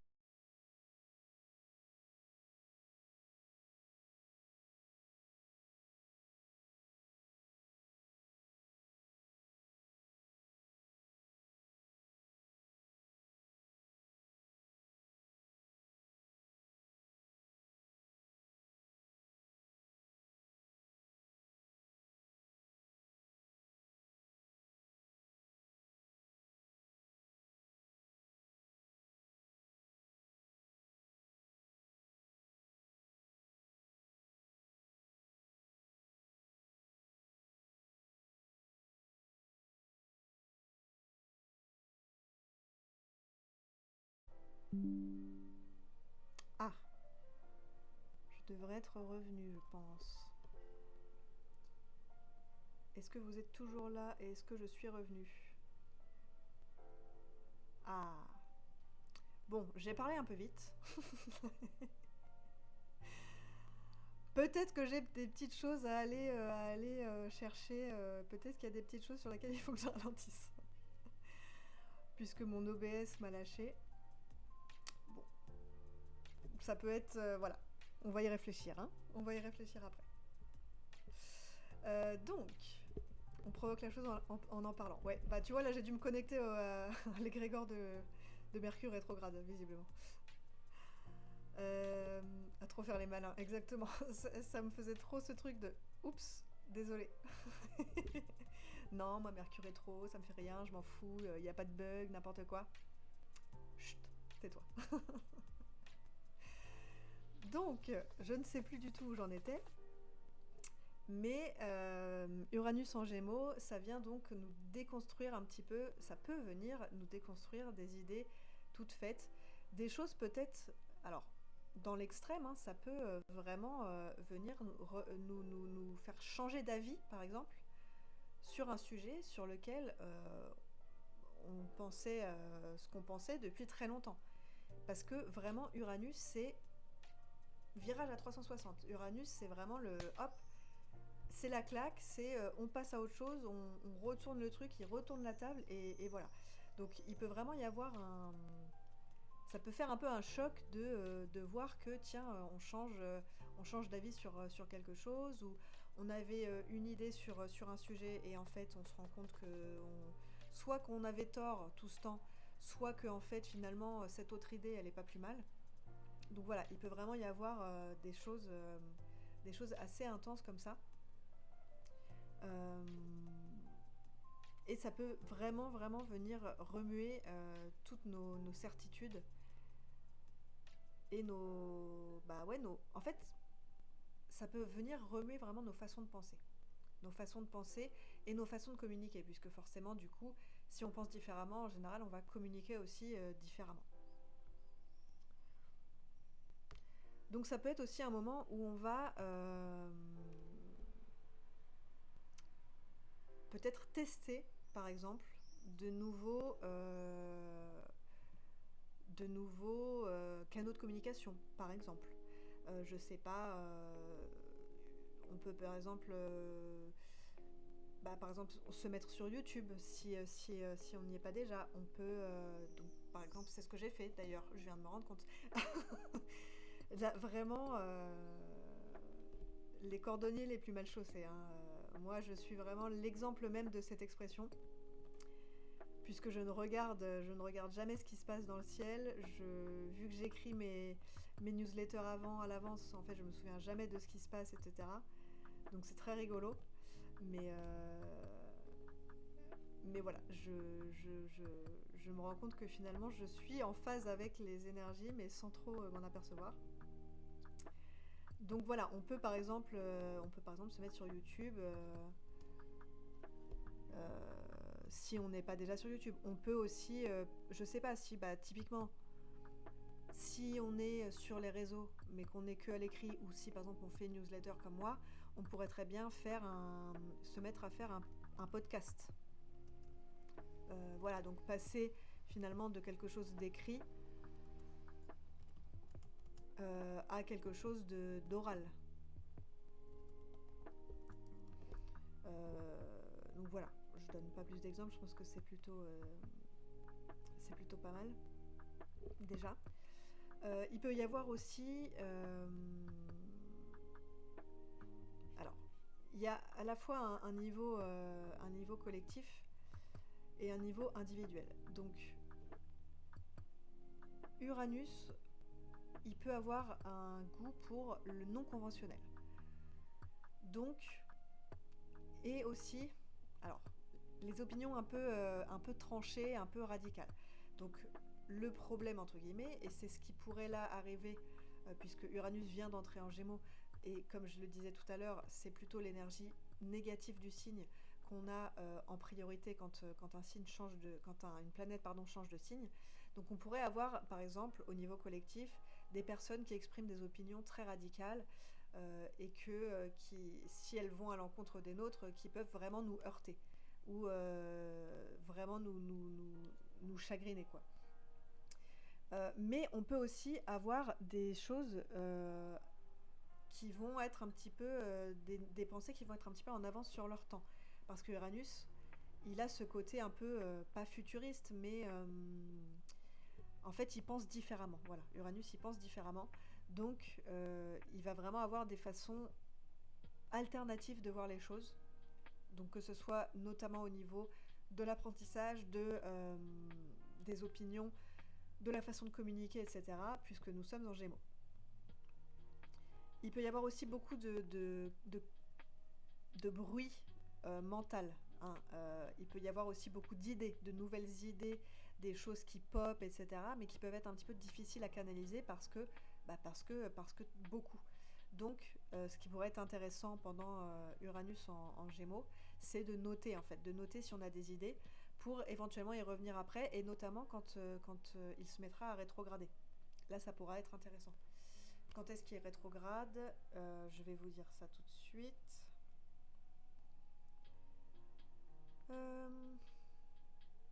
Hop. Donc moi, pour regarder tout ça, je regarde normalement sur mon logiciel, mais là, pour aller plus vite, je regarde sur mon téléphone, sur le site astro-seek.com. C'est en anglais, mais du coup, il y a toutes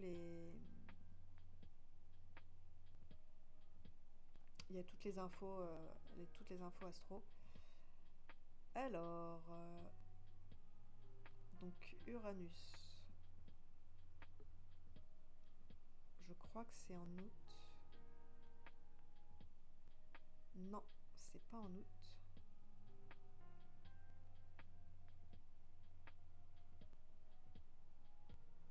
C'est en septembre. Ouais, bah, c'est début septembre. C'est le 6 septembre qui commence à rétrograder.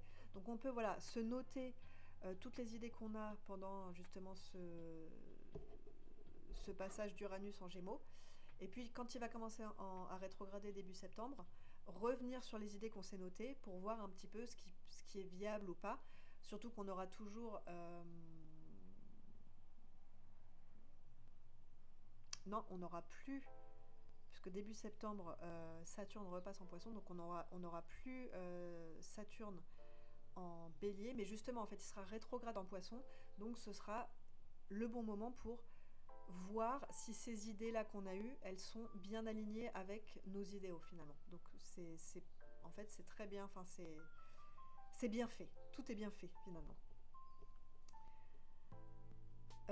Qu'est-ce qu'on peut avoir d'autre avec Uranus en Gémeaux? On peut avoir des tabous qui se brisent parce que bah, justement, des nouvelles façons de penser, des nouvelles façons de s'exprimer, donc des tabous qui peuvent être brisés par exemple. Il peut y avoir beaucoup de débats aussi, parce que les Gémeaux ils aiment parler de façon générale, et il peut y avoir vraiment beaucoup ça peut fuser dans tous les sens, quoi, parce que avec Uranus qui est très rapide, qui a une énergie très rapide et très explosive même, voilà, il peut y avoir de la provocation, beaucoup de débats, on a toujours un truc à redire, hein, avec Uranus en Gémeaux. Euh, et voilà, on peut aussi donc avoir un apprentissage, un mode d'apprentissage qui va être différent. Utiliser d'autres méthodes pour apprendre. Donc ça peut être par exemple, je sais pas, par rapport à l'intelligence artificielle, vu qu'avec Uranus on est quand même un peu dans le futur, et ben grâce à l'intelligence artificielle on va trouver une nouvelle méthode pour apprendre par exemple. Ça peut être ce genre de choses. Où on va avoir une sortie des modèles éducatifs trop rigides. Ça, ce serait peut-être pas si mal. Mais c'est une opinion personnelle. Euh, donc voilà. Voilà ce que ça peut apporter euh, pour Uranus en Gémeaux. On peut aussi se lier avec les autres par des nouveaux moyens. Donc je parlais tout à l'heure de quelqu'un qui se met sur YouTube ou qui se met à faire un podcast. Ça peut être un bon moyen, un nouveau moyen de se lier avec les autres par ces modes de communication différents. On peut aussi se lier avec les autres par les idées. On peut avoir tendance à plus partager ses idées et à trouver peut-être des gens qui nous ressemblent, qui sont proches de nous par ces idées. Ça peut être aussi Uranus en Gémeaux. Donc, les questions qu'on peut se poser, ça peut être: est-ce qu'on sent que notre mental est plus électrique, plus chargé, plus à fond? Est-ce que on a envie de changer notre façon de réfléchir? Ça peut être aussi notre discours intérieur. Parce que les Gémeaux, c'est vraiment le mental. Donc on peut tout à coup avoir envie de changer complètement la façon dont on se parle à nous-mêmes. Ça peut être aussi super intéressant pour les personnes qui ont tendance à beaucoup s'autoflageller, à beaucoup se critiquer. Donc ça peut être des choses qui peuvent arriver pendant Uranus en Gémeaux. Et une question un peu globale pour résumer tout ça, ça pourrait être qu'est-ce que j'ai envie de réinventer dans ma façon de penser ou dans ma façon de communiquer, par exemple. Donc qu'est-ce que j'ai envie de réinventer dans ma façon de penser ou dans ma façon de communiquer? Et ça peut être des choses qu'on va aller du coup déclencher, même si Uranus normalement c'est plutôt un truc un peu imprévu qui surgit. On peut aller utiliser en fait cette énergie en conscience en déclenchant les choses, en réfléchissant déjà à ce qu'on voudrait réinventer. Parce que voilà, là on a un temps donc de début juillet à début novembre pendant lequel Uranus est en Gémeaux, ensuite il repasse en Taureau, mais ensuite à partir de 2026 il repasse en Gémeaux pour plusieurs années. Donc on aura largement le temps. C'est pour ça que bon, l'instantanéité d'Uranus, elle est, voilà, peut-être qu'elle s'applique un petit peu moins dans les transits comme ça mondiaux parce que forcément ça dure sur plusieurs années. Ou alors ça peut être qu'on va avoir plusieurs déclics à plusieurs moments. Voilà, ça peut s'exprimer comme ça aussi. Voilà pour Uranus en Gémeaux. Donc là aussi, n'hésitez pas à aller voir dans quelle maison tombe. Donc là aussi, ça va être le tout début du signe du Gémeaux. Donc ça va être, hop, ça va être juste ici. Tout début Gémeaux et fin du Taureau. Ici, donc d'aller voir où est-ce que, dans votre thème, où est-ce que cette zone-là, elle tombe. Dans quelle maison, plus précisément, ça tombe. Est-ce que vous avez des planètes à cet endroit-là ou pas? Si oui, ça pourrait vous impacter plus que les autres. Et en fonction de la maison où ça tombe, ça pourrait impacter votre manière de penser dans un domaine de vie particulier. Donc n'hésitez pas à aller voir, et n'hésitez pas, si vous regardez cette vidéo en replay, à me mettre un commentaire pour que je vous file un coup de main pour trouver voilà, dans quelle maison et qu'est-ce que ça veut dire exactement. Vous n'hésitez pas. Ok.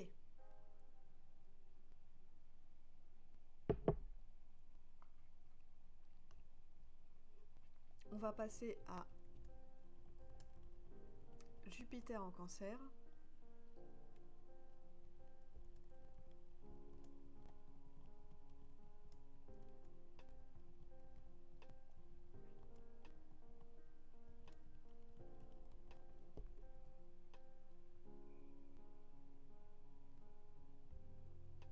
Et ça fait combien là? Ouais, c'est bien. On est pas mal sur le timing. Enfin, on est pas mal, non. On est très en retard, mais je ferai une deuxième vidéo, comme ça ce sera... Enfin, un deuxième live, comme ça ce sera plus simple. Et comme ça je peux prendre mon temps, parce que si c'est pour me dépêcher de parler, c'est quand même dommage. Alors, Jupiter en Gémeaux, en Cancer. Bon, on se recentre, Marie. Jupiter en Cancer. Voilà pourquoi je veux pas faire des lives de trop longtemps, parce que après je commence à me mélanger. Donc, Jupiter en Cancer. Donc Jupiter, c'est une planète qui symbolise la croissance, l'expansion, les opportunités. Traditionnellement, on l'associe aussi à la chance et aux bénédictions, parce que dans l'astrologie des anciens, c'était la grande bénéfique, on l'appelait. Mais c'est aussi notre légitimité. Comment ça on se concentre, Marie? Tu t'appelles Marie? Eh oui, mais on ne le sait pas, puisque si sur Insta je suis Astro-Marie, mais là je suis astrologie consciente, et oui.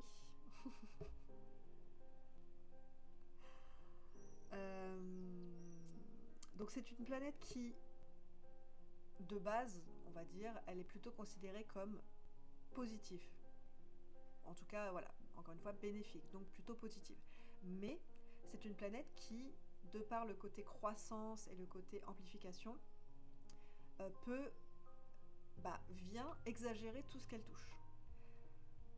Donc, si elle vient toucher des choses pas ouf, elle va amplifier ce truc pas ouf. Donc, c'est là où Jupiter, c'est en fait le revers de la médaille de Jupiter, puisque voilà, il n'y a pas de planète uniquement positive ou uniquement négative, comme il n'y a pas de signe uniquement positif ou uniquement négatif, hein. À chaque fois on a les deux, tout est toujours en équilibre. Donc Jupiter, elle a ses très bons côtés, mais elle a aussi des côtés qui sont moins bons, puisque elle va faire un effet zoom en fait sur ce qu'elle touche, donc tout dépend de ce qu'elle touche. Mais oui, pas de panique, pas d'impératif. Oui, non, mais voilà, au début je me suis dit je vais essayer de tout faire en 2 heures. Après je me suis dit c'est pas possible. Quand j'ai vu où j'en étais avant Uranus en Gémeaux, j'ai dit oui, bon bah non. Donc on fera au pire un deuxième live où je ferai une vidéo YouTube, et comme ça ce sera plus simple.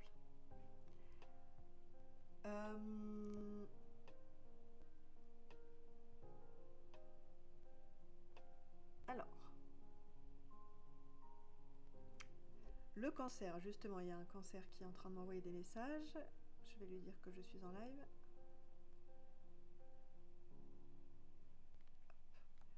Voilà. Comme ça, si elle veut passer voir.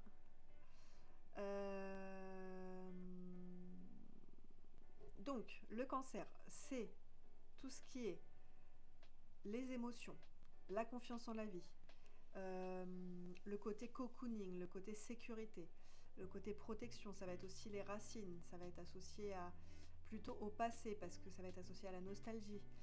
C'est un signe qui va être très réceptif, qui va être bien intuitif aussi, hein, c'est un signe d'eau, qui va être aussi créatif, assez sensible. Il y a vraiment beaucoup d'empathie, hein, dans le Cancer. Et ça va être un signe qui va potentiellement avoir du mal avec les responsabilités et les efforts de façon générale. Parce que son opposé, c'est le Capricorne.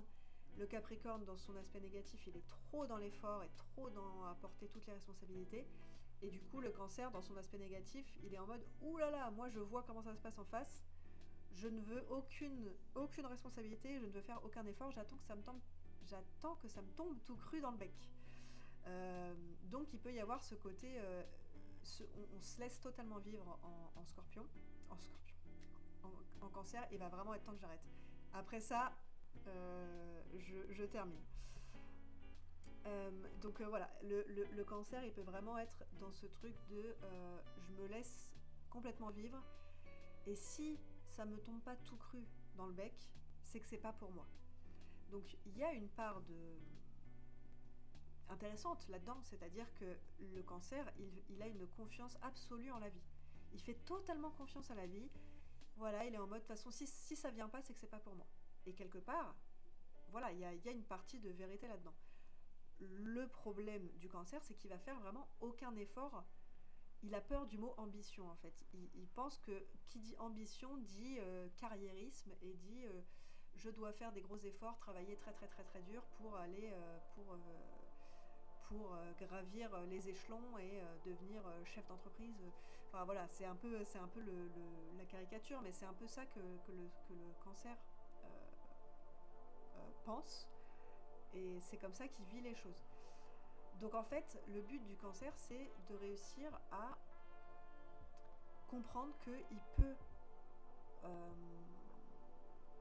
en fait, il peut faire un petit effort, en fait, faire un pas vers son ambition, c'est-à-dire en fait son ambition dans le sens vers ce qu'il veut, vers un projet, vers une relation, vers voilà, juste faire un pas, et il s'apercevra que après ce pas, la vie viendra vers lui en lui offrant des opportunités qui vont dans le même sens. Et donc en fait c'est ça l'évolution, pardon, du cancer. Donc Jupiter en cancer, ça va être un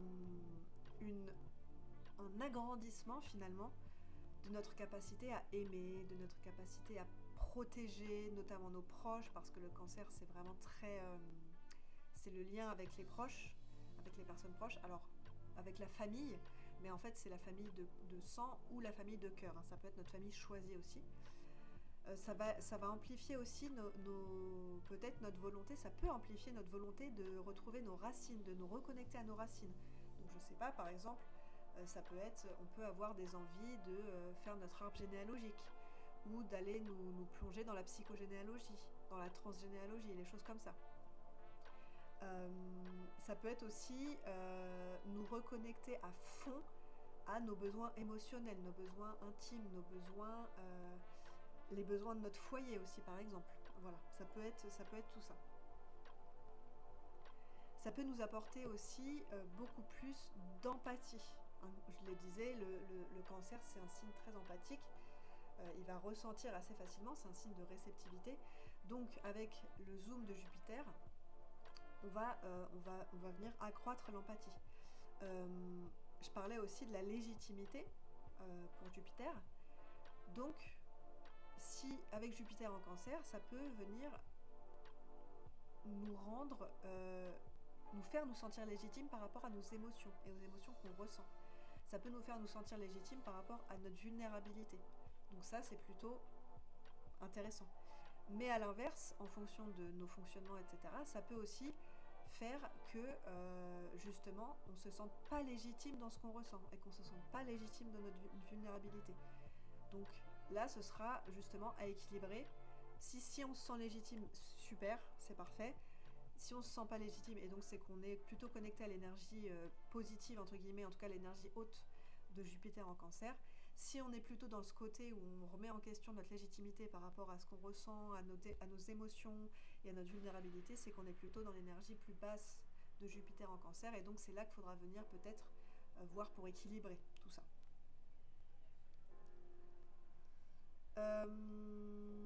Avec Jupiter en cancer, on peut aussi avoir des opportunités ou des périodes de chance dans la famille, à travers la famille. On peut recevoir par exemple beaucoup de soutien de notre famille. Encore une fois, famille choisie ou famille de sang. On peut aussi avoir besoin de créer des liens intimes avec les gens de façon plus importante que d'habitude.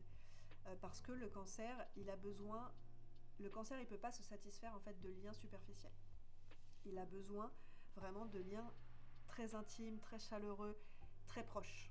En fait, c'est pour ça que voilà, le cancer, c'est la famille de sang si on est très proche de sa famille de sang, mais c'est aussi et surtout sa famille de cœur, la famille qu'on s'est choisie, la famille qu'on s'est créée finalement. La famille qu'on s'est créée, dans le sens, ça peut être des amis, mais aussi la famille qu'on s'est créée par rapport à notre nouveau foyer, notre partenaire actuel, si on a des enfants. Voilà, ça peut, la notion de famille peut être soit les deux, soit les trois, soit un seul des trois. Enfin voilà, ça peut un peu. C'est vraiment quel sens vous donnez à la famille. Et ben, c'est ce sens-là que le cancer vient toucher. Donc voilà, il peut y avoir aussi une légitimité dans sa famille, se sentir beaucoup plus légitime, trouver plus sa place dans sa famille, par exemple. Ça peut être ça. Au niveau des choses un petit peu moins cool, on va dire, des choses un petit peu plus négatives, de l'énergie un peu plus basse, on pourrait avoir un attachement excessif au passé. Donc être beaucoup dans la nostalgie parce que le cancer, vu que dans son énergie basse, il se laisse un peu vivre et que du coup il lui arrive un peu rien de nouveau, il peut avoir tendance à se concentrer un peu sur le passé et se dire ah c'était bien, ah le bon vieux temps, ah oui c'était bien quand c'était comme ça. Et du coup d'être vraiment beaucoup dans la nostalgie.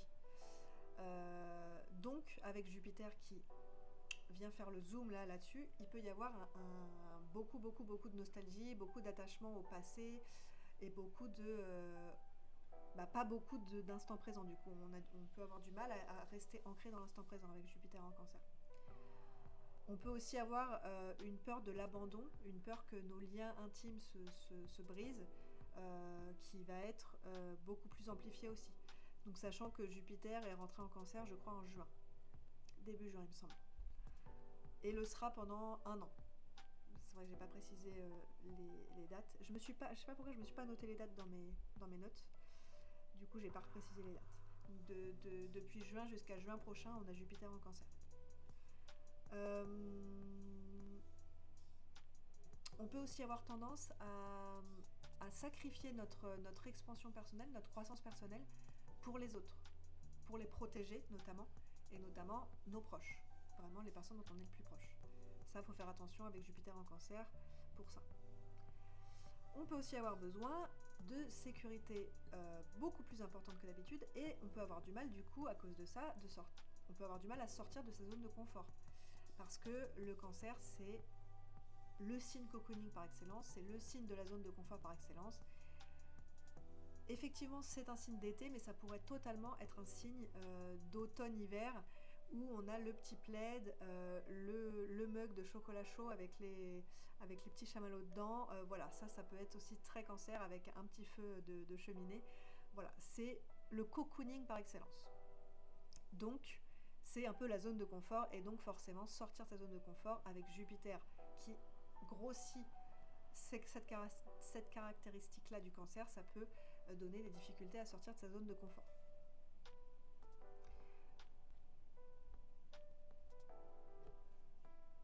Je ne sais plus où j'en suis. Ok. L'idée, l'invitation en tout cas, de Jupiter en cancer, ça va être de nous connecter à nos besoins affectifs profonds. Ça va être de créer des bases saines et stables pour pouvoir exprimer nos besoins affectifs et nos besoins de sécurité. Ah, il y a la star qui se réveille, si jamais peut-être qu'il va venir... Tu viens ? Coucou Plu-Plu, comment ça va ? Voilà le petit Plu-Plu chat, le petit Plumeau qui passe. Hein ? Bah oui. Bah oui, alors, t'as fait une petite sieste ? Voilà, c'était la star. C'est bon, il est encore là. On te voit. Oui, monsieur. On te voit. Tu es bien sur la caméra. Donc, oui, le but, enfin, l'invitation en tout cas, c'est de créer des bases saines pour nos besoins affectifs. Oh lolo, le petit cœur. Pour nos besoins affectifs profonds et pour nous sentir. En fait, l'invitation, c'est vraiment de se créer son foyer à l'intérieur de nous, de se créer sa zone de confort à l'intérieur de nous, pour là aussi que, quel que soit ce qui se passe à l'extérieur, il n'y ait pas de souci en fait. On est notre zone de sécurité et notre zone de confort à l'intérieur de nous. Donc c'est une super période pour poser les nouvelles fondations d'un foyer, intérieur ou extérieur, mais intérieur c'est encore mieux. Euh, c'est aussi une très bonne période pour faire des soins, se materner, en fait devenir notre propre mère finalement. Et pour cultiver nos liens aux autres, donc nos liens, surtout nos liens à nos proches. Donc soit créer des nouveaux liens, mais des liens, comme je le disais, profonds, des liens intimes, hein, pas des liens superficiels, ou soit pour renforcer les liens euh, qu'on a déjà avec notre famille, de cœur ou de sang, encore une fois.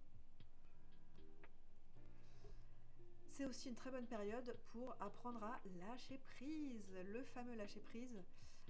Donc c'est compliqué, on le sait, ça veut un peu tout et rien dire, mais c'est vraiment une bonne période justement pour tester, pour apprendre à faire confiance à la vie, parce que le cancer, dans son énergie haute, il a vraiment une confiance absolue en la vie. Donc c'est typiquement la bonne période pour faire confiance, se dire que ça va aller, laisser un petit peu venir les choses à nous, c'est-à-dire pas comme le cancer dans son énergie basse et ne plus rien faire et attendre que ça nous tombe dessus, mais voilà, faire des actions, faire des petits pas, mais parfois aussi réussir à lâcher prise, à lâcher le truc et à laisser un peu les opportunités se présenter à nous. Parce que si on est toujours dans l'effort et dans l'activation, c'est pas le mot que je cherche, mais dans l'agitation, bah en fait on ne verra pas finalement les opportunités qui vont nous être présentées. Donc l'idée c'est aussi de laisser la place aux opportunités pour se présenter. Donc les questions à se poser, ça peut être est-ce que j'arrive à me laisser un petit peu porter par la vie, ou est-ce que je cherche à faire tout toute seule, tout seul. Ça peut être une bonne question pour résumer un petit peu Jupiter en cancer.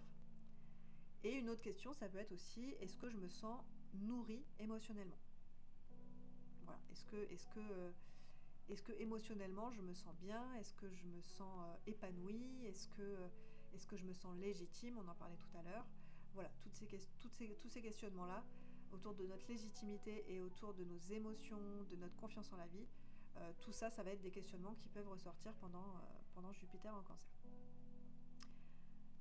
Voilà pour les planètes lentes.